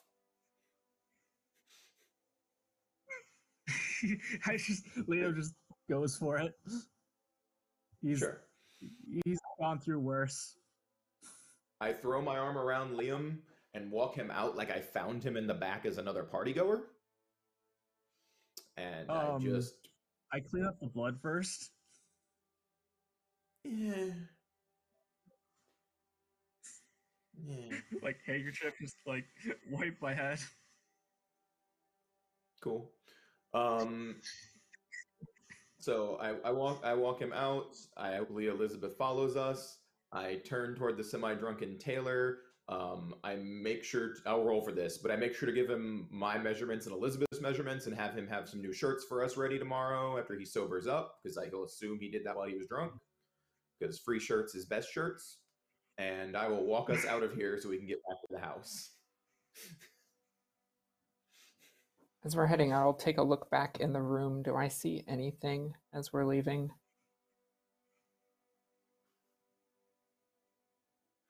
Muted. Can't hear our keeper. The story can't continue. Yeah, it's over. But yeah, one of the glass windows has been shattered, surprisingly silently. And so now you can kind of see a little bit of the wind. And so with that, as everyone kind of comes back to the... I just have one quick question. Did that building smell of what I smelled from the question? Mm-hmm. Yeah. Okay. Yeah, especially where you were on the ground, like you had that like from where Elizabeth was, and when you got up, that smell kind of disappeared. But definitely kind of lingering near the floor is that kind of perfume-like smell. Which is very peculiar. But as you guys all come back enjoying a little bit of safety and with some more feet, you guys have an opportunity, and this will lead to one of my favorite aspects of the game, which is answer a question. So you guys have gotten clues and stuff like that. So this is your opportunity to discuss with each other kind of what you think is the answer to all of these. Why are the clues intermingled? Why are they important? And then come up with an answer to how to get this thing, or bring it out or deal with it. So yeah, here in the Hargrave House, probably back in maybe the tea room of the salon. Does Helena have any inkling that they're only stealing faces, right? So this isn't a person trying to do the same thing she's trying to do? Correct, unless this thing is something with multiple faces, which is definitely like something you've heard of before. More faces just equal a better human. then yeah, it's probably not what you're trying to do. Helena no other takes body notes parts have about been more taken. faces for the child. Yes, 3 faces, and you're pretty much set. I share with the group that I found flecks of blood on the hands of the washer girl when I was at the morgue. I show up and pour a drink for Liam because he looks like he needs one. And then I pour one for Elizabeth and one for myself. And then I ask Helena if she would like a drink before we get started. A glass of wine would be nice. Liam, do you have injuries that you need me to care for? Just a lump on the head.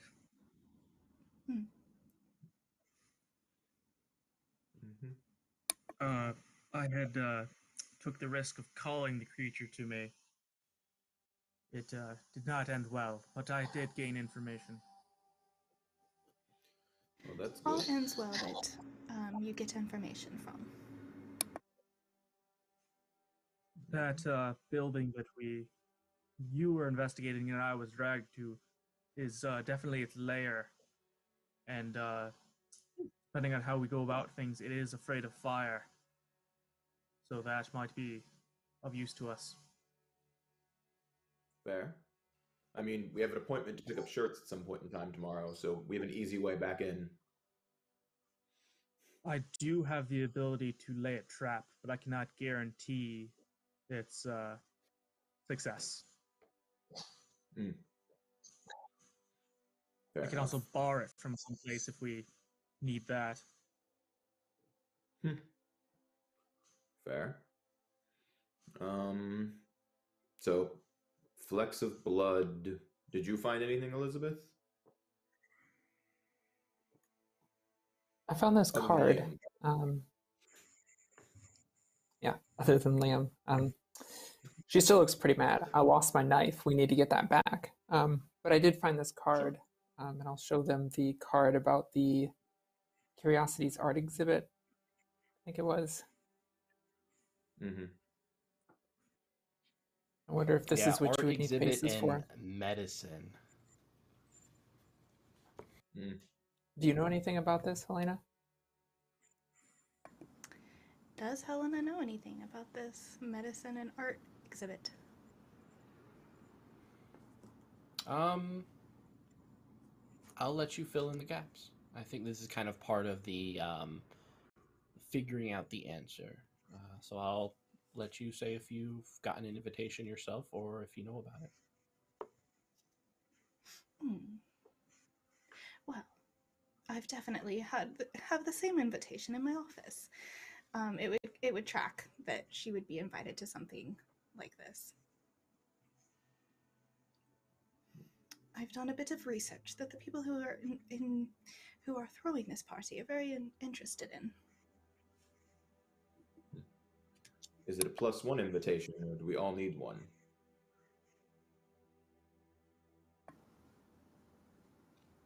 Typically, I've brought people before, but not more than one. No, we now have 2 invitations. That would cover all of us. Do you have an address? It is only a guess, but if it is medical curiosities, maybe surgical tools are involved somehow. People's faces are being removed.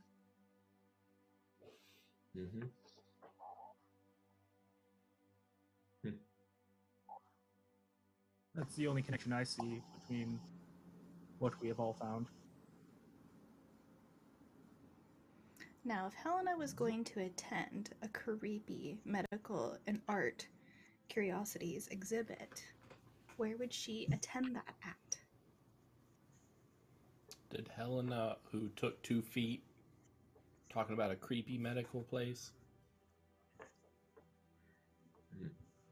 Besides my own laboratory. Yeah. The exhibit's right down here, guys. I will say from a thread you guys could pull on, because it feels like the answer to all the clues and where kind of the next scene could take place. Sounds like it is at this location. Of course, we have to roll to see if that's true or how true it is. But I think the thread we can kind of pull on for the location is Liam's the smell of kind of this perfume and stuff like that.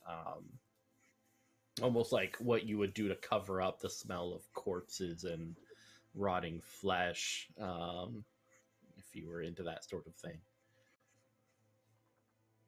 Fair enough. Potentially like a mortuary thing. Maybe. You said it's high. Did you tell us it was high-end perfume or just perfume?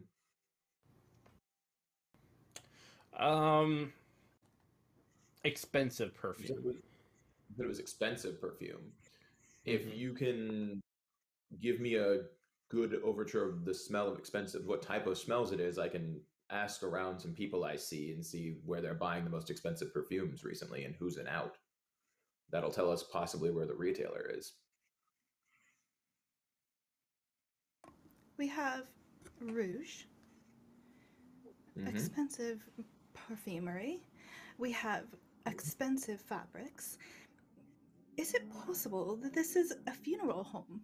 So they were, when you're dressing the body for the wake and you might put on the makeup. I'm Makes not sense. very familiar with English funeral rites, so you could be very correct. That does sound like a possibility. They'd have a connection to the exhibit too, in some way, depending on what's there. That is also possible. They could be dressing up the corpses for viewing. So then where would you have a fancy party like that? And I will defer to Marcus on where a fancy party might happen. We're looking for a fancy party near a funeral home. Let's see. There are 2 or 3 places in town, but not many. I'd probably say on the Upper East Side would be the best possible location to work from. It's not the closest to Whitechapel, but if this thing... Where were you taken from?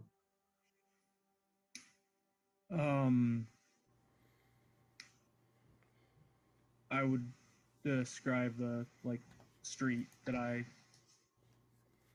ended up discovering. Probably Nowhere, close to Whitechapel. But nowhere near where we were, though. Correct. Yeah, so it would have taken some time. Yeah. If this thing has the ability to move you around in that manner, because we didn't see you come in the doors, then Whitechapel could just be the hunting ground, and the base of operations could be over there on the Upper East Side. It's not a bad idea. There's the closest hall I can think of is... There's a ballroom that would work well for that. What did the English call it?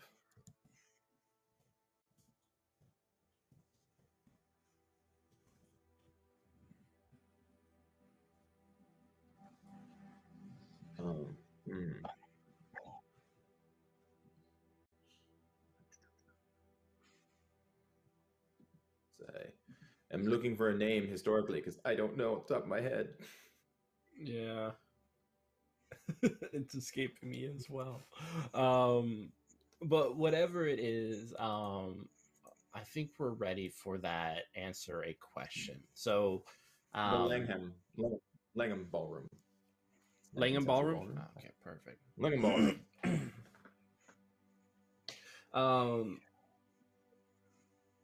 So we're going to roll plus the number of clues incorporated into this answer. So whatever answer you guys are coming up for, how to get to it or how to bring it out, minus in this case 3.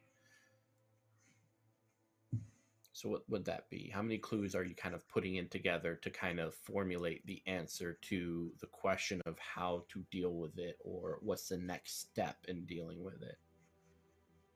So we have its weakness, which is fire, which we need to factor in because depending on where we're using fire, that's very, very interesting. Mm-hmm. We have the card, we have the perfume, we have.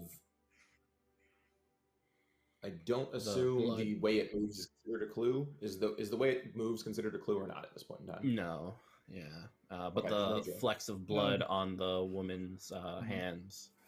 Yep. The expensive fabric. Expensive The fabric. rouge. And the rouge. So 6 clues. So it'd be, if it's -3, it'd be +6. If it's -3, it'd be +3 now. Somebody can roll it. I'm good. Does the fact that she's a laundry washer, is that a clue or no? No, that's just kind of the basis. Got it. Who wants to make the roll? So what are we? Is this like a reason-based roll or? No, so it's not using the abilities. It's just using the clue. So just a +3, 2d6 +3. Mm-hmm. Well, then I guess it doesn't matter who does it. I'll do it. I haven't rolled anything yet. Oh, excellent. Yeah, go for it.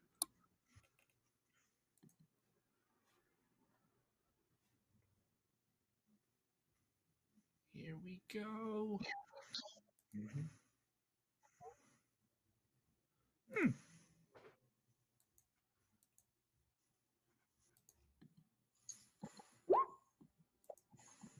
Ooh, okay. Yeah, okay. 9. So it's a 9?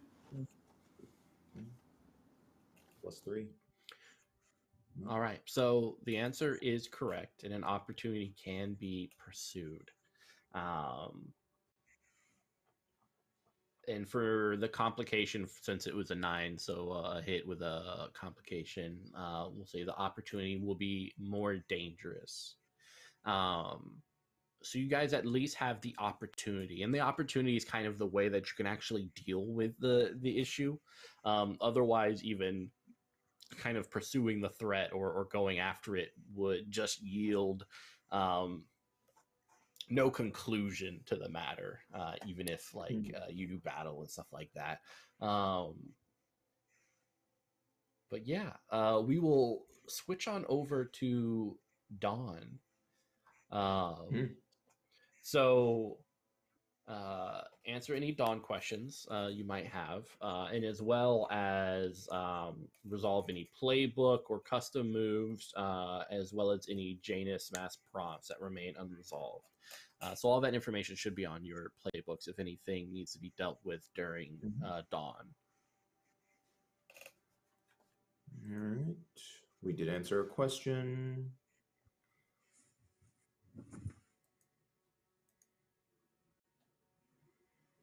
No one touched me inappropriately.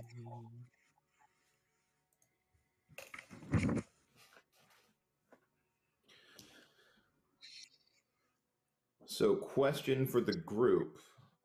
Do you all feel I expressed preference for beauty over the mundane? I feel I did by getting us a bunch of free shirts and being ridiculous. But I will ask the group. And going to the party rather than... Yeah, going to a party instead of breaking into something was also, I think, that as well. There you go. Yeah, acting as a distraction. Mm-hmm. There we go. So are we supposed to share our answers to these Dawn questions? Yeah, I think that'd be fun. Okay. Sure. Did you secretly engage in romantic or emotional behavior at odds with your aloof logical exterior? I did not. No. Unless you consider it emotional to steal feet, but I don't think it's for you. I think that was a very normal night. Yeah. And then did you have a conversation with the child while no one was looking? Is that out of RP or during RP?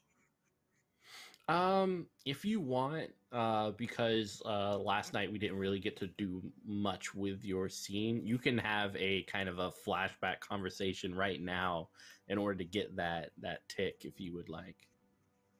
Yeah, I would basically say that while she's placing the feet and doing the pins to make sure it stays upright, that she's Mother has gotten you a very nice pair of feet, and will know once I have the rest of your pots whether or not these will be too small, and we'll deal with that then. Otherwise, I think this is very good. And you're very good, and Mother loves you very much. And then she leaves and locks the door and then goes up the stairs and waits for everyone else to come back. Yep. Perfect. That's such a creepy playbook. I love it so much. I don't usually play a creep, so this is fun. Yeah. All right. How about Elizabeth and Liam? Any unresolved things you need to deal with during dawn?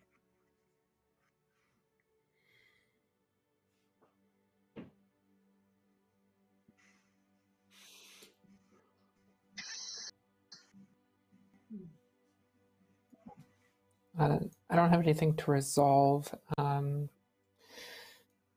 the questions that I did answer from my playbook, did you stick out in London society for all the wrong reasons? That's a given.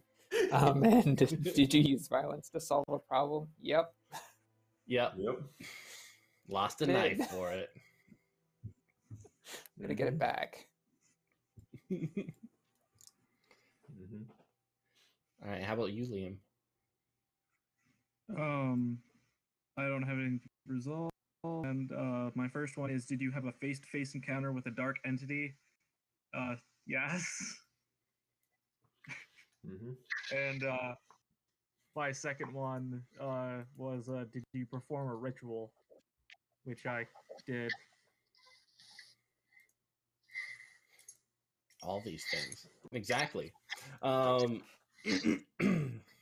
right. Heading back to the day. Like it was a long night, long day. A lot of things have occurred. So we'll go around again. Where we'll have this time, Liam. Why don't you let us know where everyone is gathering?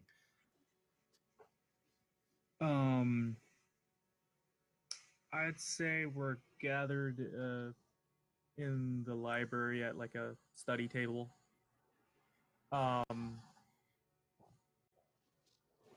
I'm like flipping through a book, trying to figure out what happened or what is happening.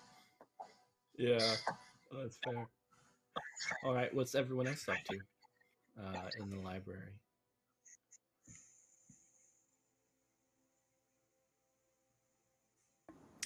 I am reading up on the latest research that the people in the medical fields are doing at the local universities and medical schools. Excellent. While everyone else is deciding they're going to look through books and do those things, Marcus will show up with like a plate full of bacon and food and be like, while you're all looking at things, I'm going to eat. You're welcome to food because you can't start the day off without breakfast, basically. Like, this is true. And sometime in the morning, you would have gotten your custom fitted shirts and clothes. Sure. With a little note that says, I did it while drunk. With like a smiley face on it. Sure. Is the smiley face similar to the other smiley face? That is my first question. It's more jovial than... Okay. Yeah. You've got a smiley face motif going on, good sir. I'm asking questions now. It's his thing. But yes, it is very much a meat over vegetable breakfast, so... The best type. Mm-hmm. Elizabeth?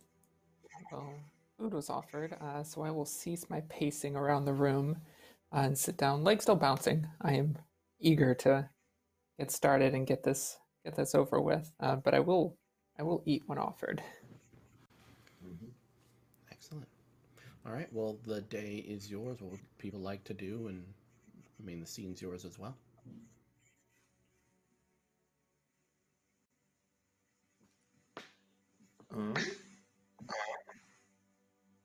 Seems like we should scope out this place. I don't disagree.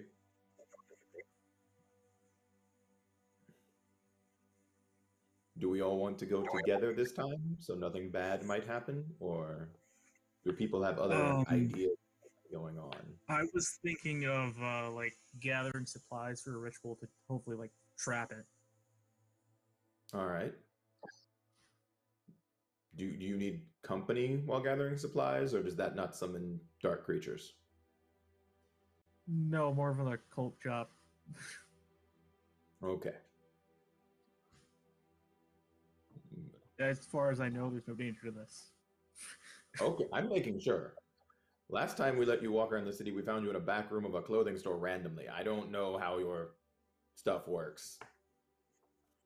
I don't want anything bad to happen to you. And I feel Elizabeth will be a bad thing that happens to you if she has to lose another knife to save you.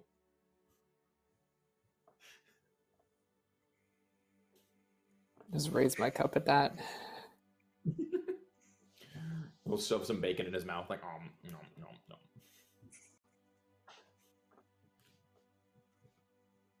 So we can stake out, Elizabeth and I can stake out the place unless Helena wants to come with us. We have enough to if we get in, we have enough to at least go look at everything with the invite. It's a nice place to show off our new shirts, new threads. Is there a thing you need us to possibly look into, Helena, or do you have some other research you need done? English is like my third language, so the things some of your books say make my head spin. I think actually I'd like to go to the brothel and check on the girl that has consumption, because one of the things that the mother does is goes around and takes care of sick people. And so I'm going to go there. To the Sure. And I believe you said the one that's most popular is the one who has consumption, so that's perfect. I'm going to go talk to her and do a little interviewing. Have fun. I described to Marcus exactly what the perfume smells like, so if he gets like a strong whiff of it, he knows Sure. potentially that is a area of interest. Mm-hmm. Sounds yeah, it's good. kind of like a mix of lilacs and honeydew. Kind of like That is concentrated. a perfume. I know only 3 ladies that wear that.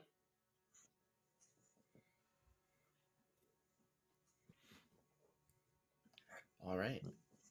So this time, go ahead. Sorry. I was going to tell Helena to give my regards to several girls that I name. I'm just like, give my regards to her, and her. Tell them I said hi. It's like half the roster. Yeah, you do what you do. Excellent. Yeah. All right, we'll start with Marcus and Elizabeth first this time, as you guys head back over to the tailor. Yeah, the blinds are closed. The door is locked. Mm-hmm. I thought we were staking out the ballroom, not the tailor, because he said the shirts were delivered. Yeah, so if you're talking about the ballroom where the invitation is, so that gold foiled invitation. Mm-hmm. Yeah, that's where. Yeah, it's actually on the other side of the tailor's shop.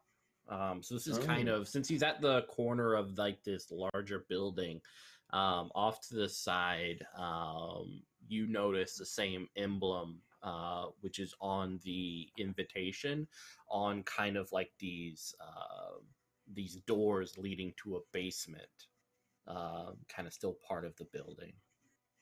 Yeah. Is there anywhere to sit around that area and be inconspicuous to a degree? Is there like a corner bakery or coffee shop or tea shop or something like that? Yeah, there's a meat pie little shop outside with several stools set around the table. A woman missing some of her teeth is kind of smiling at customers, while every now and then using her foot to kind of move this stew pot boiling behind her. Yeah. Hooray. I immediately just think of Sweeney Todd. Yeah. Meat pies. Well, I guess if we're going to slum it, is there a pub nearby?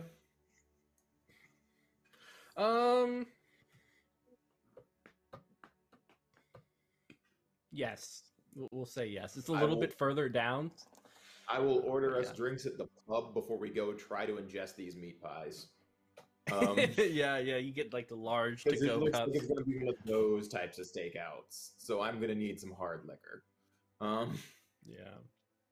And I just assume Elizabeth drinks all the time based upon our relationship with this.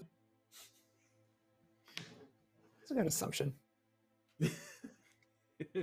So you guys are kind of like placed or posted out on the street, large cups of alcohol in your hands, with a very frothy, flaky meat pie set before you. The old woman continuing to stir the pot of beef stew with her foot. The others around you are coughing and kind of a little bit of flies are buzzing about the meat pies. I will taste it. Is it long pork? How would you know? Given my background, is it long pork? It is not. It is beef. Okay. Yeah, beef, carrots, maybe some potato. Very salty, like highly seasoned, heavily seasoned with like salt and pepper. Okay. But no. Just move my fork around in it for a minute and then dig in. Excellent. So as you guys are watching this, why don't you guys go ahead and give me a day roll? Sure. Only one of you has to in this case. I'll let you decide who. I will let Elizabeth on it.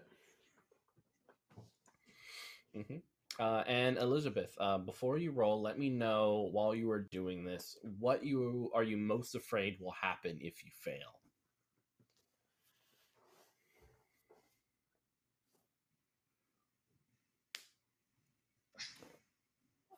For this,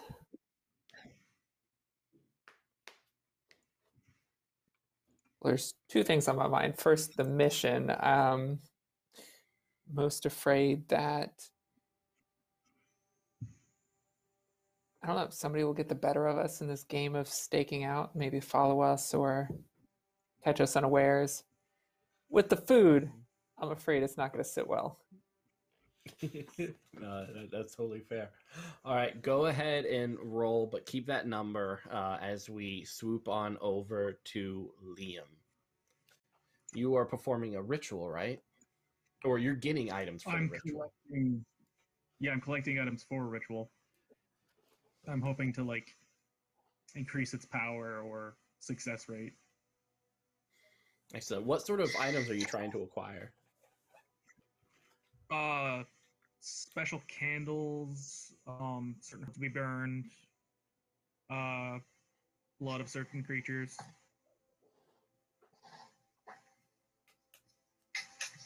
All right, cool. So the place you can find most of these items at, let me grab this. Ooh, actually, this works out perfectly. Is actually at the brothel, the same one that Helena is going to.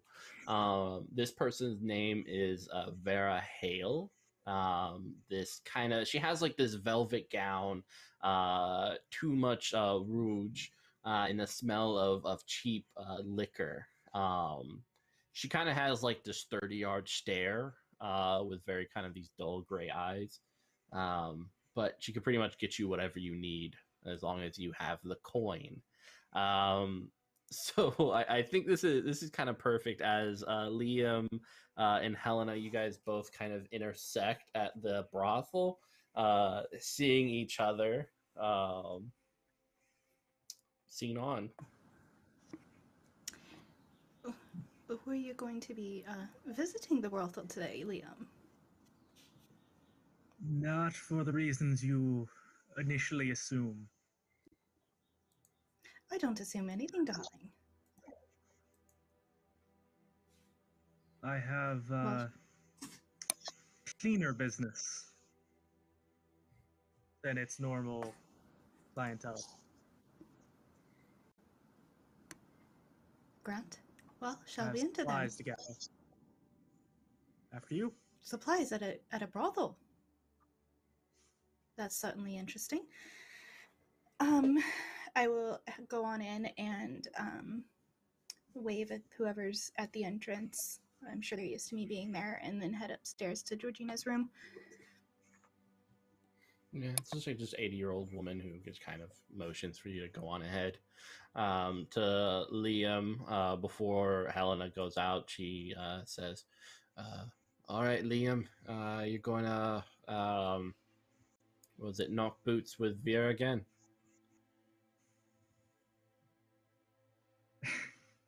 Yes. All right, excellent. This time, we do ask no animal noises. All right, the patrons are getting creeped out by it, so just keep it on the low. Will do. Yeah, and it goes up the other staircase to Vera's room. Like I said, Vera's wearing kind of a nice velvet gown. She's currently laying on her bed face down with a slab of meat on her head. This is Georgina. No, this is Vera for Liam. Okay.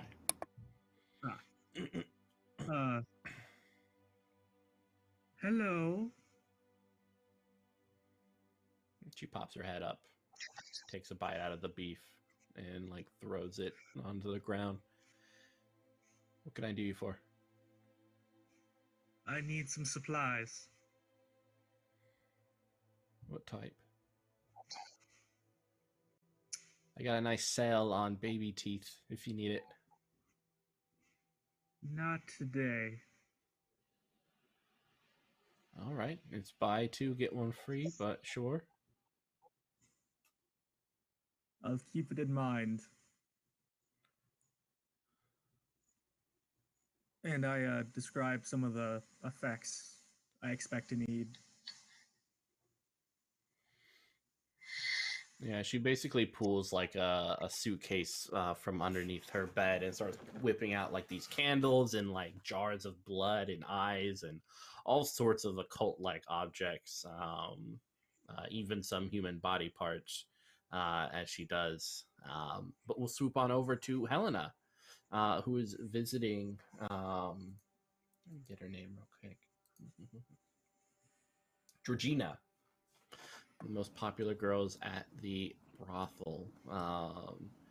Kind of the short blonde hair, a lot of makeup on the face to kind of hide some of the effects of the consumption. Wearing a lovely white gown, a corset that's probably a little bit too tight. She's currently in the middle of a session, though the session seems pretty tame. She's only talking to a gentleman who is just on the other side of a table. Yeah, just chatting away. Am I interrupting? No, he hasn't paid for exclusivity, so you may hop in if you'd like. Well, dear, you might want your privacy for what we will be doing here. Ah, yes. And she kind of whispers to the gentleman, and he nods and tips a hat over to you, sliding past you. Before he leaves, he does look over at you, Helena, and says, if you ever hear on some of my normal times, by what name shall I call on you for? For what reason would you be calling on me? Well, we're in a brothel, so whatever. That's not services? what I'm here for. I don't provide those kinds of services. I don't think that if I did, that you could afford me. You may go. All right.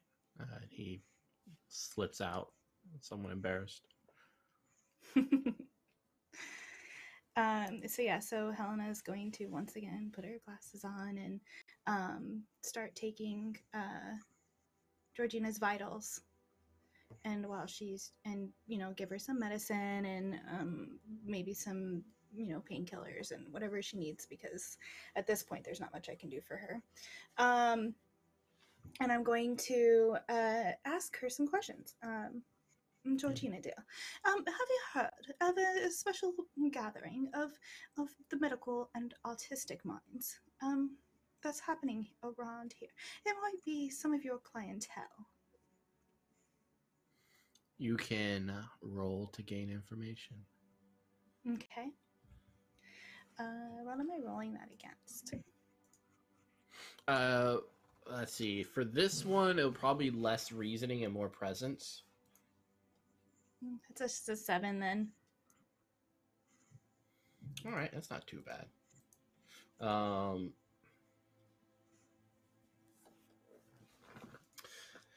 So to let you know, during the last couple of days, there have been an influx of individuals coming from various parts of the country, men with scientific proclivities, as well as some very interesting tastes. I had the other day individual just spread oil upon my feet and massage it for several hours. Curious. That doesn't sound appetites. entirely unpleasant. It wasn't. It was just a very peculiar appetite. Usually people don't pay for such things.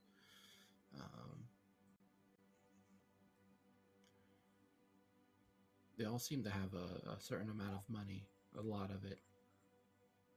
It makes me wish that maybe my last couple of years, I too could enjoy some of the things that they get to enjoy.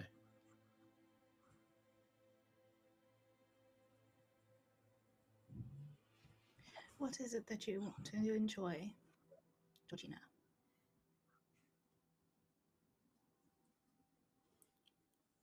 A dessert of some sort. Tea. Maybe a lady caller who doesn't pay. A nice walk along green grass with my bare feet.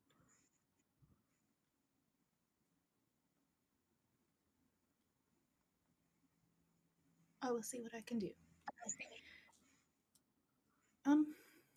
Please do call on me should your health take any turns, or if you get any information about this party, or if you're invited. If you're invited, I would decline the offer. As you say, sure.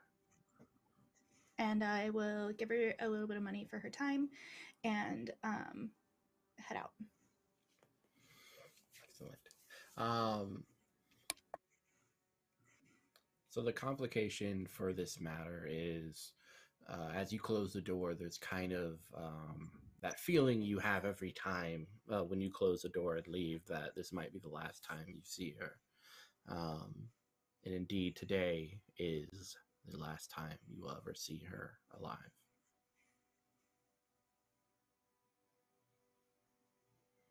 But swooping on over to Liam.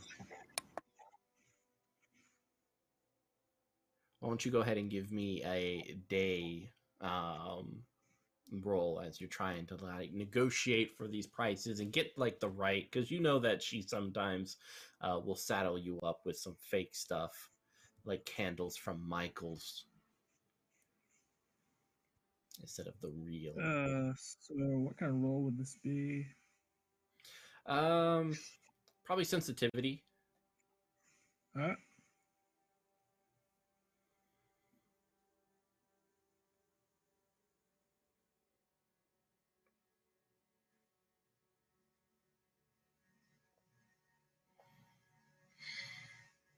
Seven.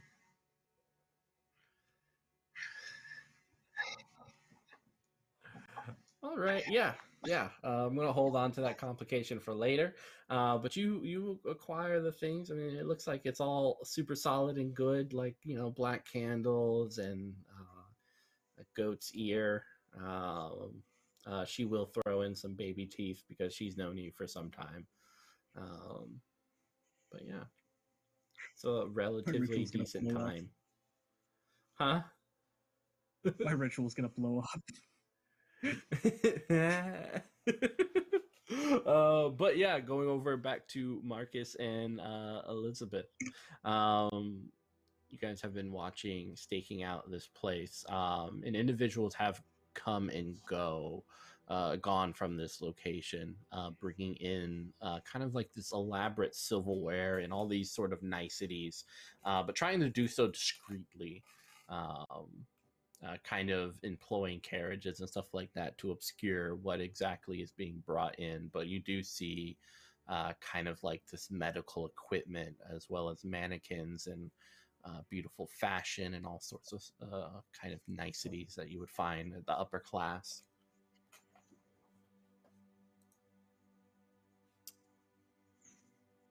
I believe Elizabeth killed her role.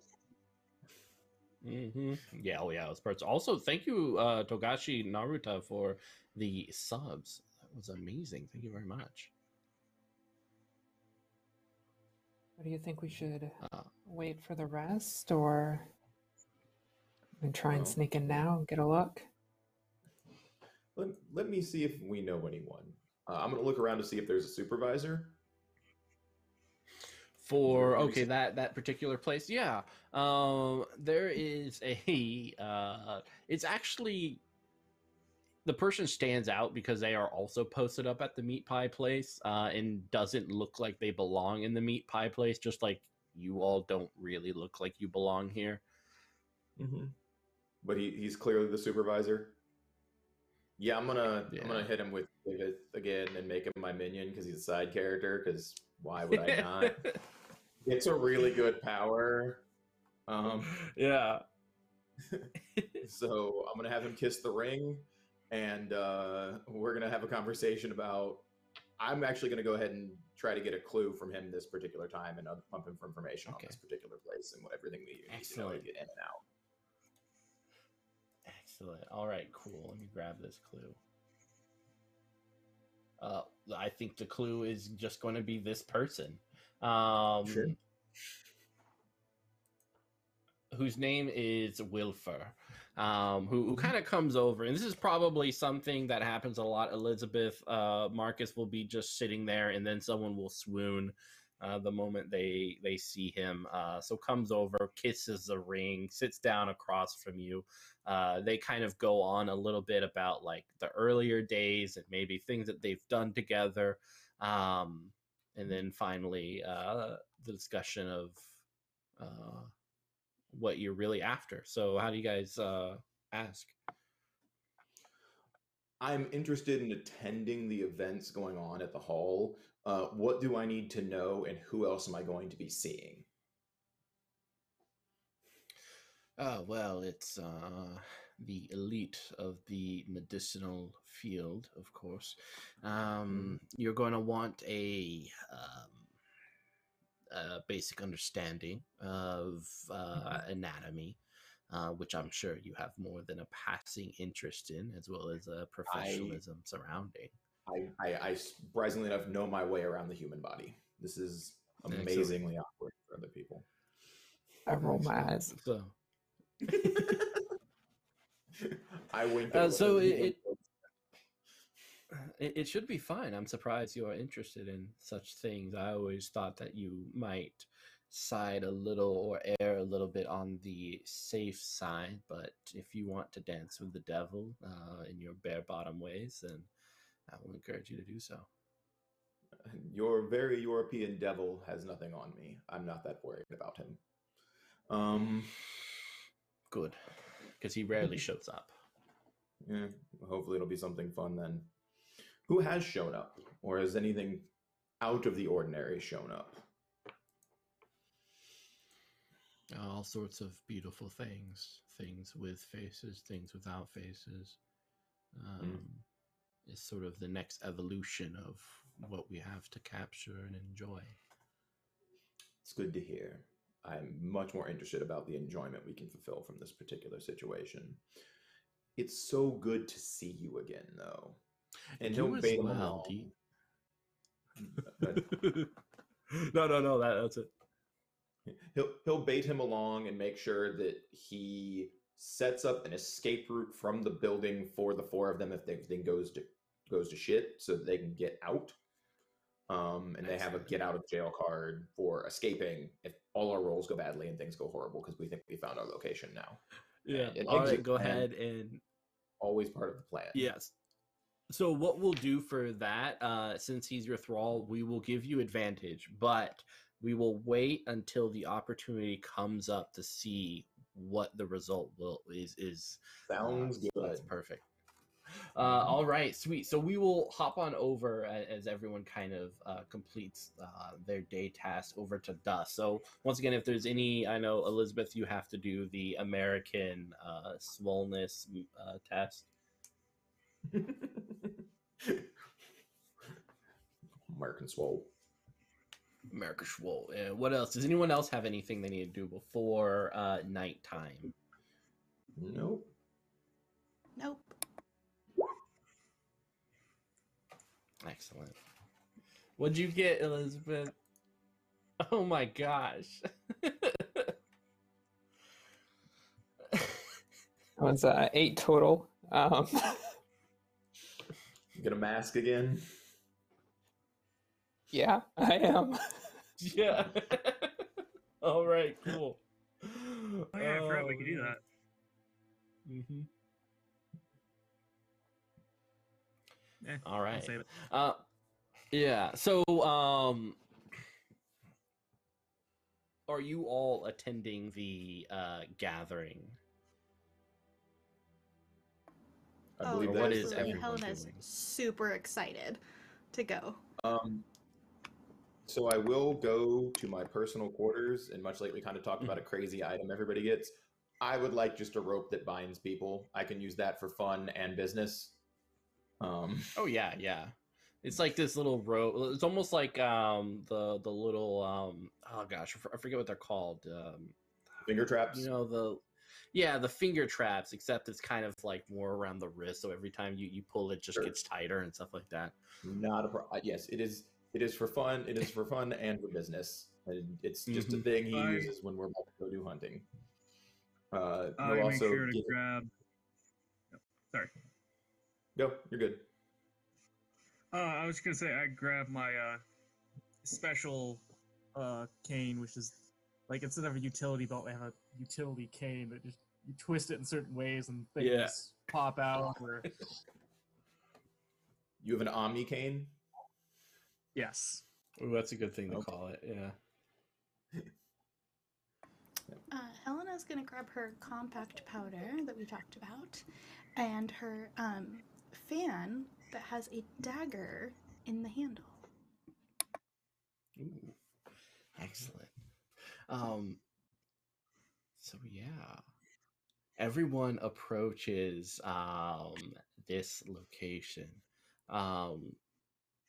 and there's a carriage kind of in front of it to obscure it. But just going past it, you notice that the doors are open, and there's like this candle light leading down into it.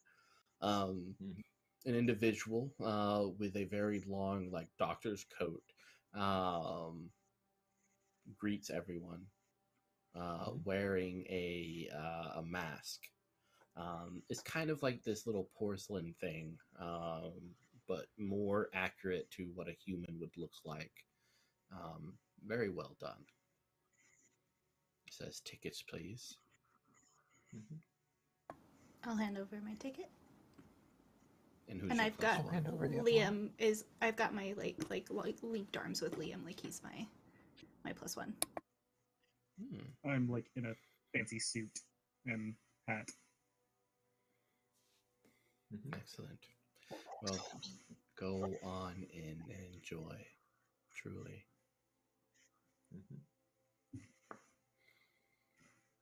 And kind of going down the hall, it that smell of that perfume, the lilacs and like the honeydew hits you. And you notice that they're kind of coming from these mannequin-like humanoid things, and kind of next to every column in this very low-hanging basement. People are kind of milling about with red wines and stuff like that, drinking, but none of them seems to be kind of drunk. Everyone seems to be having these whispered conversations with each other, poking and prodding these creatures, or these mannequin-like, atomically correct human cadavers, very curiously, as they are. Fair enough. I would like to examine the corpse again. Is that something I could do here? Yeah, definitely. All right, so this time I would like to know. I'd like to go up to one and ask you, how did this person die?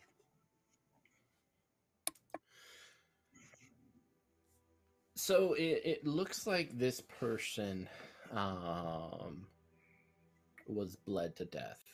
There are lacerations along the arteries around the arm as well as the feet, which suggests they kind of just leaked until they died. Yeah. And what would an untrained eye overlook here?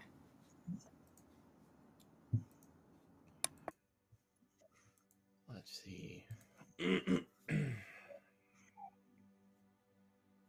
That these humanoid figures are kind of put together piecemeal. So it's not just one body, it's several bodies, almost like a homunculi of some sort. And are they fresh? Yes, they are. I will relay the information to my team.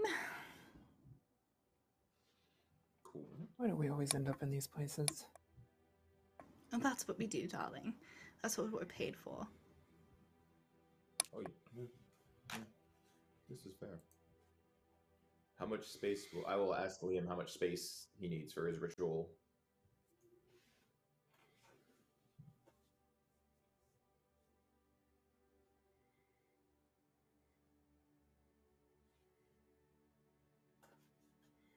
Muted Liam. Yeah.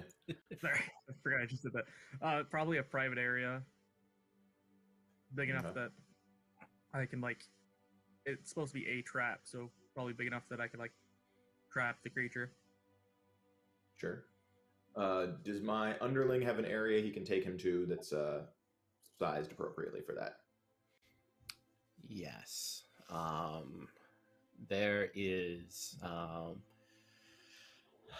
They lead Liam, as well as Marcus and whoever follows, over to a kind of a sub basement, where there is a bed and chained to. It's like a wooden bed.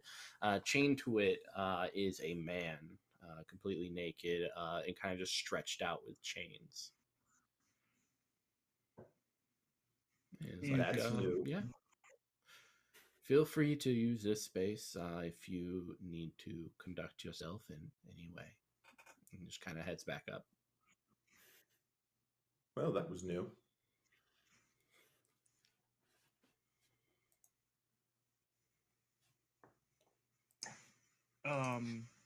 I'll, I guess, start prepping the ritual, drawing the circle and whatnot.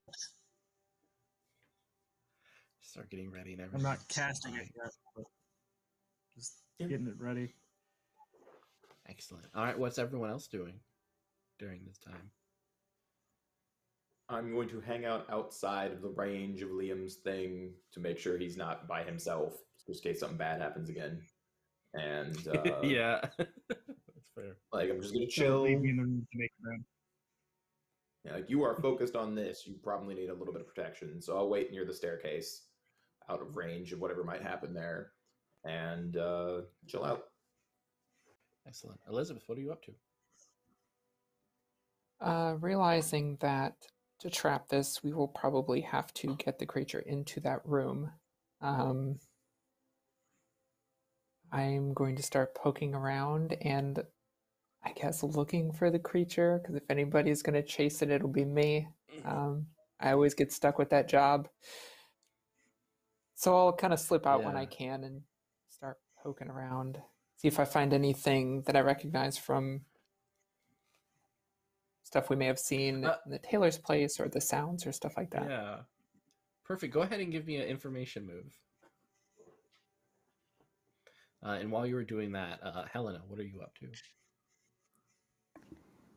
Helena is staying within earshot of Marcus and Liam, but is actually very curious about the group that has put this together, and is going to network. Yeah. She wants to know who put this show together, because clearly they're quite skilled, and we need to be friends. Go ahead and give me an information move. And while you roll that, I will hop on over back to Elizabeth. What'd you get? Not doing well. Roll a 6. No. Oh no. Okay. So you find the creature. You notice as you're walking that someone bumps into you. It is a man with kind of this short blonde hair and bright blue eyes. But you notice that this person is kind of, where you threw the dagger is kind of like wincing at it, even though this person looks like completely normal and not what the monster you anticipated would look like. But that wound is kind of there. And as they look at you, they're like, "Don't I know you?" I have one of those faces.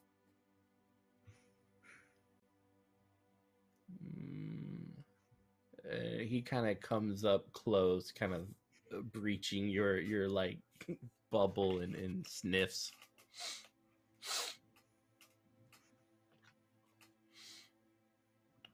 I would have sworn I've smelt this before.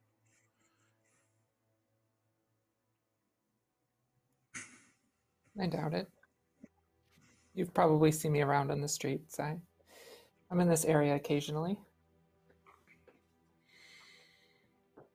He takes a few steps or back. Or perhaps you've heard stories of me.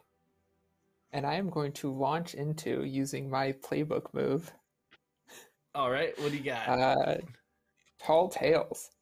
I'm going to launch into this grand story about how I single-handedly stopped a train robbery. Excellent. All right, do you need to roll for this, or does it just happen? I do need to... Wait. Let me find it. Yes, I do need to roll. Excellent.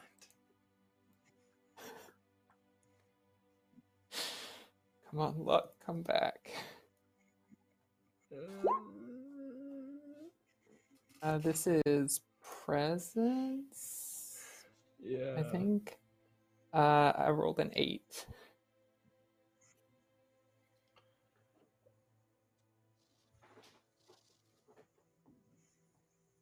All right.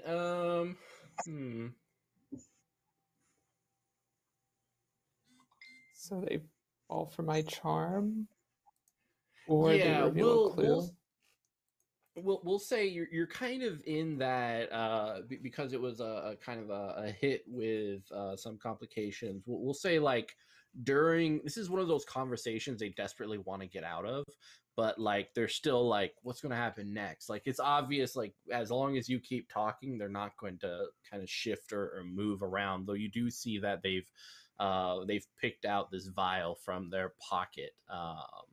So for now, you have them enraptured by this strange American tale of trains and all sorts of stuff. Helena, how'd you do with networking?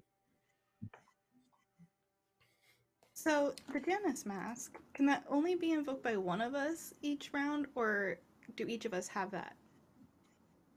I think everyone can invoke it, so we'll go with that. If you would like, I'm gonna need to because I rolled a 3. Holy, So. okay. Ooh. Ooh. Ooh.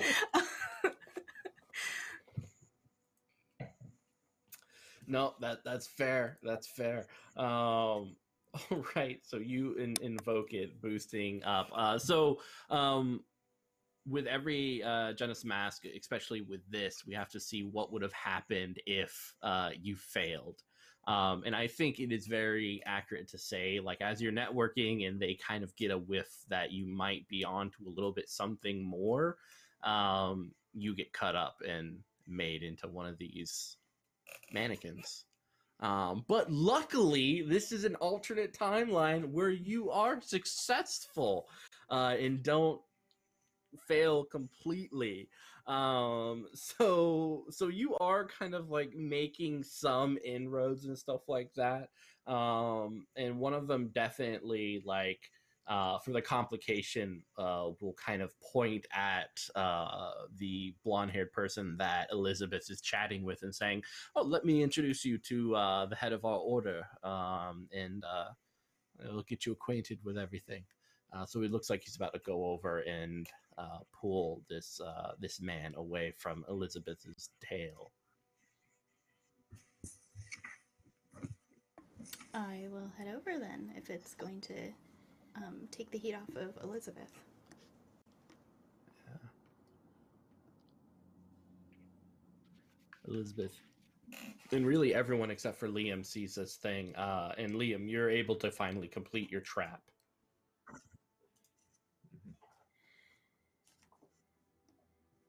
Okay. Okay.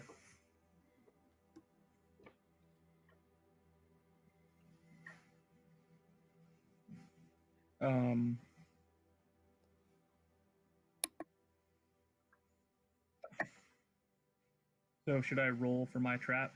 See if it's Not yet. We'll so we reserve that tension for when it's necessary.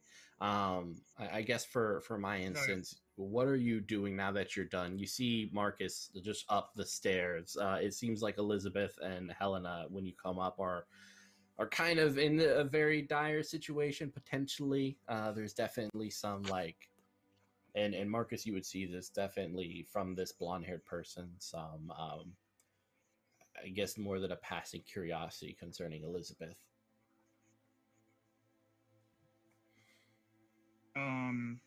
I'll go up to Marcus and say that the trap is done and prepared. Very well. Let's rejoin the party then. It looks like Do you have any our fire prepared? What? I was asking if we had any fire prepared. Elizabeth has some tools to make fire, but that, I feel, might be a last resort in a crowded building. There might be laws against that. So we should see. We should see what's happening. We should rejoin our dates. And I will walk with Liam so that we can meet up and match our dates almost simultaneously, so it looks very smooth, like we are coming back from doing something and can make not a grand entrance, but an entrance that puts us all together in the same place at the same time. Yeah, you kind of bring back like 2 wine glasses. Yep. Exactly. Like, got you punch. And this blonde-haired guy, it's just kind of like he puts his object back away and shakes his head. Maybe. Good story though. It was amazing, the things that you've done. Every bit of it's true. Is this about the buffalo, or which story did you tell? It's about the train robbery that I stopped. You've heard it before. Oh, I have heard that one. I did not know which one you told. You tell so many good stories. I've been many places. Seen many So things. what's your story? Mine or his? You don't know. I say to the blonde man that we all know is secretly the monster. Yeah, he bows and says, "Well, let me show you." kind of with a peppy step to his step, heads on up to a stage and pulls out a scalpel and says, "The Order of the Psalms has existed to create the personification of beauty for a decade now. Staring out before you in the creations that we've been able to put together, I feel that we're at the cusp of what is truly beautiful. And so tonight I will be gathering the last bits of what's required." And he pulls out his vial and drinks it. As he does, you see kind of this like black flame erupt from his eyes, and it kind of burns away the flesh of his face and twists him into like this dark creature of long black hair and pale eyes, with these scalpel-like claws for hands or fingers. What are you doing? Fair. I'm probably backing towards the room with the trap, like slowly gripping my cane, because I'm not great in physical combat. I'm looking for a bottle of liquor. Is there one nearby? Yeah. There's like one of the servants kind of walks by with absinthe or something like that. Okay. That's actually my I'm place. going to use my knife and cut a strip from my shirt quickly, and I'm going to make an improvised firebomb out of this. Yeah. All right. So this is a night move. What do you fear will happen if you fail? That I'm going to get my face cut off. I mean, that's probably front of my mind right now, followed closely with getting trapped in a burning building. Yeah. All right, roll, and let's hope you do it well and not roll like we have been.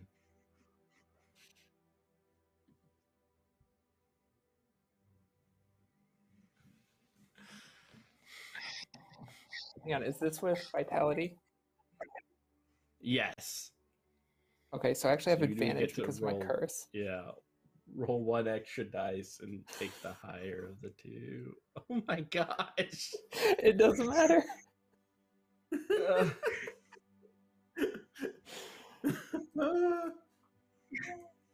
So it's going to happen worse than what you anticipated. Like, you throw the bottle and it feels like you've thrown it. It's amazing. It's great.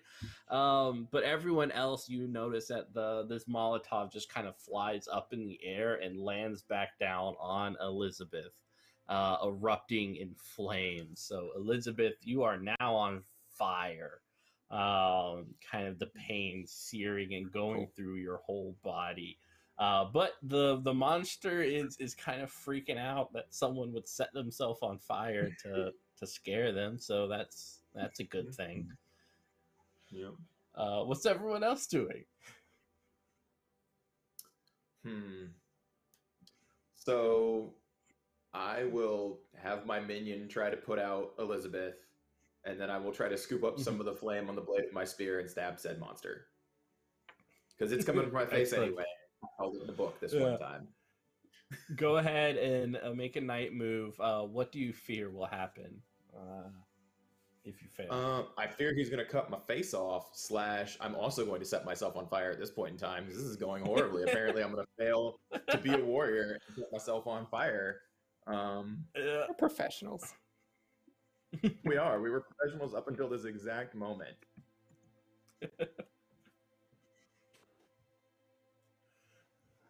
Look at that. 5. I also will apparently set myself on fire. Oh my gosh. I'll actually use a mask for that and at least only kind of complicate myself. Yeah.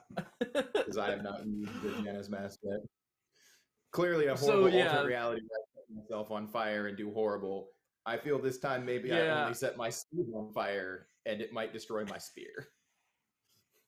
Yeah, definitely. Like in that alternate it's horrific. But in this case, yeah, your like spear breaks as you kind of thrust forward and it smacks against the column right behind it, snapping. And then the thing does kind of lurch away, kind of towards where Liam is, kind of not wanting to deal with all the fire and the well-muscled people. Helena, what are you up to? Okay, so Helena sees this go down, and she looks at the monster and says, I'm actually, because you said there was a guy in chains in another room, right? Was that near the trap? Yeah, It's in the that's same right room. in the room with the trap. Yeah. Same room. Perfect. Perfect. Helena is going to stay cool and calm and keep her composure and tell the monster, I'm actually quite interested in what you're doing here, and I'd like to assist you. I brought my tools with me if you would need assistance. Go ahead and make a night move. What was the worst thing that could happen if you fail? The worst thing that could happen is, Other than you get set on fire. that Helena ends up one of his victims and doesn't get to complete the child. Oh, okay. Go ahead and roll. Please. Okay, that's not as bad. Oh, that's a 7. Oh my god. Wait, if it's composure. It'd probably be presence. Maybe Then less. it's just a 6. Do you have a justification for composure? Yes, because there's literal fire around me and I'm staying cool and calm and collected. Okay, that makes sense. Okay, we'll go with that. The literal fire does, and calculating. This is a very calculating move. You're also trying to keep a straight face while lying to a murderous monster. Right? Yeah. So I'm trying to figure out what the complication will be. It throws you a vial. Do I have to drink it? You don't have to, but it seems like that's the next step. You can get all the feet you want if you just drink the vial. I don't need any more feet. I have my feet. More feet equal a better human. Well, it's a one shot. Fuck it. I'm gonna drink it. Yay. All right, cool. So yeah, your like face burns off and you become like this large, hairy, dark thing with long nails. So you'll get advantage on vitality. But if something bad happens, if you fail like a roll with vitality, you'll want to maul one of your friends. So yeah, just that. Liam, how's it going? I do say, I now know who drew the picture of me in that book. Yeah, it's like, yeah, it's all coming together. What you up to, Liam? You have this thing kind of moving towards you. You look like the little fishy. Probably what I want to do is get its attention and try to get it to follow me into the room. So I'm kind of imagining I like yell out to it, remember me? It does, and it will follow you. So this is when you should roll for your magic trap.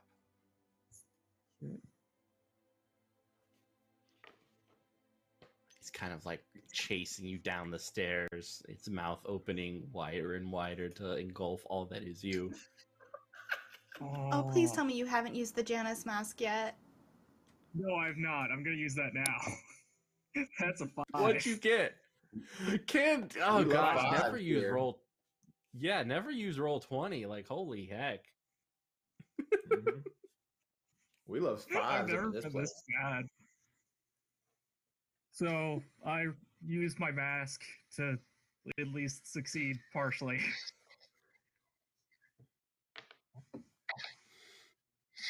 Excellent. So it kind of, what does this trap look like when it springs out? I imagine it as it's like a circle on symbols and the candles and all that. And then once it enters it, like a light flashes up and is like stuck in the circle. It cannot escape from the circle. Excellent. We will say for the complication, that it has your hand. So it's kind of like almost reaching through the bars of a jail cell. Like it can't do anything else to you, but it still has your hand in its arm. Like just kind of potentially what it is literally I wasn't able to get my hand out of the circle in time, and it's just grabbing me from within. Yeah. It's just kind of like looking at it and looking at you. What are you gonna do? What I'd want to do is probably give my cane a quick twist, and once again the blade comes out, and I'll try to like stab the arm holding me. Excellent. All right, go ahead. Do that night roll. I think the worst thing that could happen is it just takes your arm. That sounds like probably like, cutting off my arm entirely.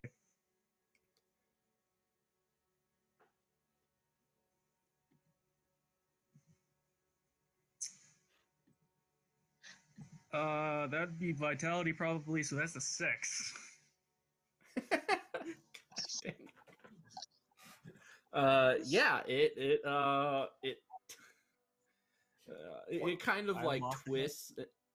Yeah, in a way that you end up like slicing through your own hand, so you fall back Luke Skywalker style, without your hand. And so for this, as like in this chaos and everything, all sorts of like Elizabeth is on fire. The fire is spreading. It looks like one of the thralls is like hopping on Elizabeth in order to put out the flames and such. Helena has become this dark creature with wrathful lust for human flesh. Marcus, what are you up to? I know your spear shattered, but like my spear shattered, but I'm alive and unharmed. Can I see that Liam has succeeded, or hear his yelling and screaming about his arm being cut off now? Yeah, like everything's fine. I don't have my arm. If Elizabeth is out enough, if Elizabeth is out of fire enough, and the creature is contained inside his trap, and the building is burning down around us, which is what it sounds like is happening in this scenario, I will scoop up Elizabeth, grab like something that can basically use as a torch to put between me and Helena, because I don't know what's wrong with these British people, and I will bounce. Like, that's my plan at this point in time. Excellent. Yeah. So what we're gonna do is we're just going to flash forward to like the dawn, right? All of this has happened. Because that complicates buying of the materials. Yes.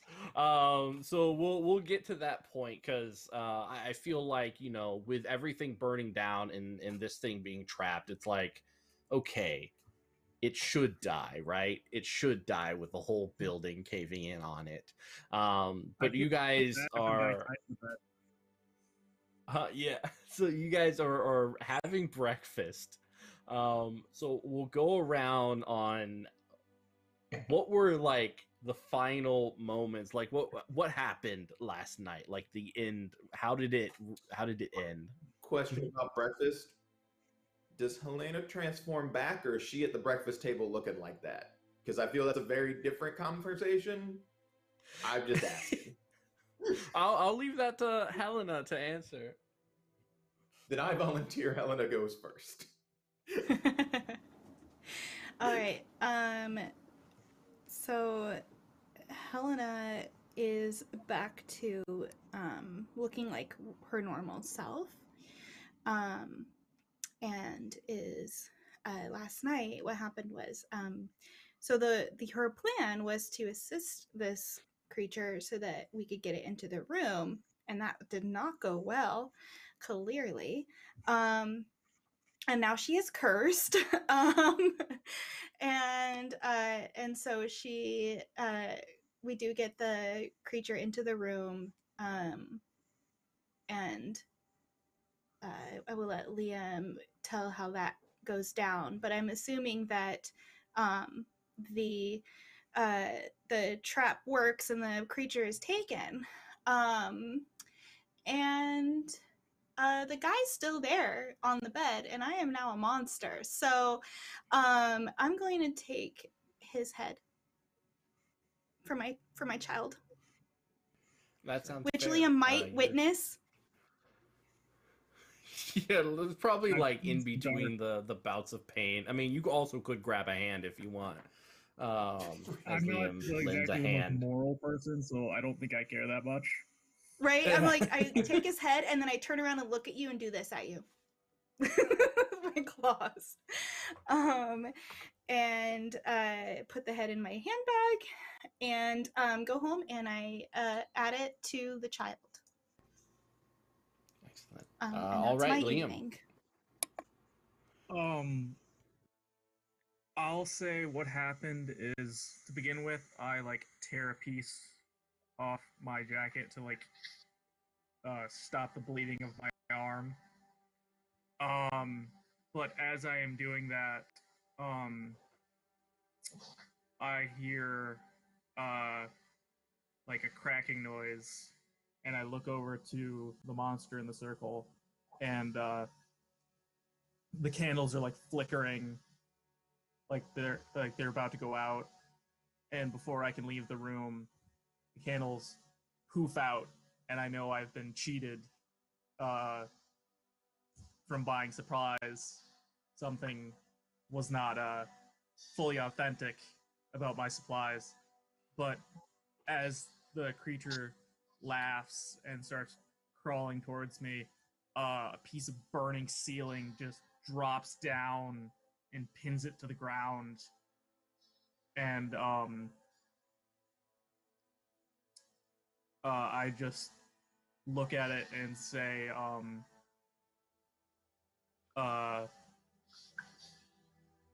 say goodbye to your face. And I quickly exit the building. Yeah. All right, Marcus. I sit at the table making sure that my eyes are on Helena because there's some trust issues going on right now. I like to add that I have, like, instead of a hook for a hand, I have a knife that I'm just cutting my food with. Fair enough. I'm eating my breakfast more solemnly than normal, looking over and being like, we need a better plan next time. We definitely need a better plan. All right, and Elizabeth. Elizabeth, how did the night end for Elizabeth? Yeah, once I managed to roll out with the help of the thralled flames, and Marcus helped pull me out, and saying the same thing last night that I'm saying this morning at breakfast. It went exactly as I planned. It worked. We got out of there. We're fine. We got the monster. I did, however, set up in the middle of the dining table. There's a line of candles that are lit between Marcus and I and Helena. Just since we know the creature hates fire. Also keeping a close eye on her. Yeah, and unfortunately, you did lose another knife at that party. So, yeah, so cool. Uh, so yeah, that's kind of how it's going to end. I will say, because of the complication earlier, you can almost see as we zoom out of the Hargrave House, shifting back to the remnants of the old mansion, that a beam of wood just kind of slightly shifts and a clawed hand extends from that rubble. Um, and with that, that has been the Between. I have been Penny for a Tale. You can find me here as well as other places. Just follow me on Twitter to find out where. But I will be having Ian, our tech person, take over as I head off into other directions. But as that happens, everyone else, please introduce yourself, where they can find you, plug all the things that you can, starting with Paul Marchant and then going around like we did before. I'm Paul Marchant. I'm on Weave the Tale, running Asunder on Tuesday nights. This is a lot of fun for everybody. You can find me on Twitter at Paul Marchant6. I don't have a lot to say. It's a great time. And I am Nikki, and you can find me as halfling_Nick and IK pretty much everywhere that I do social media. I have I host a talk show called TRPG. It is very fun. You should definitely check it out. We interview 2 guests per episode and have a musical guest in between. So it's like a real late night talk show. Super fun. So follow me on Twitter and keep an eye out for that. I'm Anna, also known as Archibald Death Bunny. You can find me on Twitter at Archibald Death Bun. Every other Sunday, I'm over on Guild of the Phoenix, playing Cyberpunk Red. And then starting next Wednesday on Valdrin's Twitch channel, we will be running an Animorphs Blades in the Dark campaign that she will be running. It'll be dark, it'll be violent, it'll be full of 90s nostalgia. So come check it out. I'm Zach Johnson. You can find me at Chaos Woods on Twitter.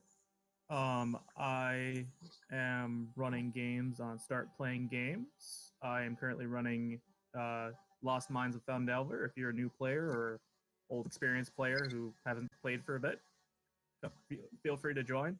The link to that is going to be on my Twitter. And if you're interested in random D&D 3D prints on Instagram, met at a tavern, I'm going to be posting stuff about that. This is just a cat that I printed. It's not D&D, but it's what 3D printed thing I have on hand. Ooh. That's so pretty. And I'm Ian. I've been the keeper the whole night, haven't I? Just kidding. I've been lurking in the shadows and watching, and I have to say, well done, everybody. That was absolutely beautiful. I mean, you took the setting and you made one heck of a one shot out of it. If we like it, if we churn some love, maybe we reach out, maybe we do another one or a different one shot of some sort. Who knows? Wednesdays, it's for the community. I know we're doing a drawing right now. I will have the results soon for the 3 PDFs in the giveaway. We're also doing the giveaways for the charities, so stay tuned if you actually engaged with the Masks charity this Monday.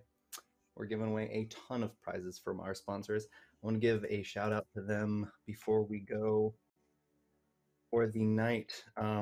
Evil Hat Productions, Tin Star Games, Helmgast, Adam Lawson, and Modifius. Thank you so much. We could not have done this season without you. But I think that's what we have for tonight. We have nothing tomorrow because tomorrow's Thursday. I said that with a lot of confidence. But Friday, we have Relics at 2 p.m. Eastern Standard Time. We have Dragon Age at 6 p.m. Eastern Standard Time. And then we have Cult at 10 p.m. for our little midnight show. They're all a blast. And then we have Fallout on Saturday. I will be running it. It's also a blast. We're like getting into 3rd episodes. We're starting to get into like really the thick of it. And then, of course, on the sister channel, Penny for a Tale, on Sunday, I'm running Pathfinder, Age of Ashes. That is always fun. But again, thank you so much for watching, and good night.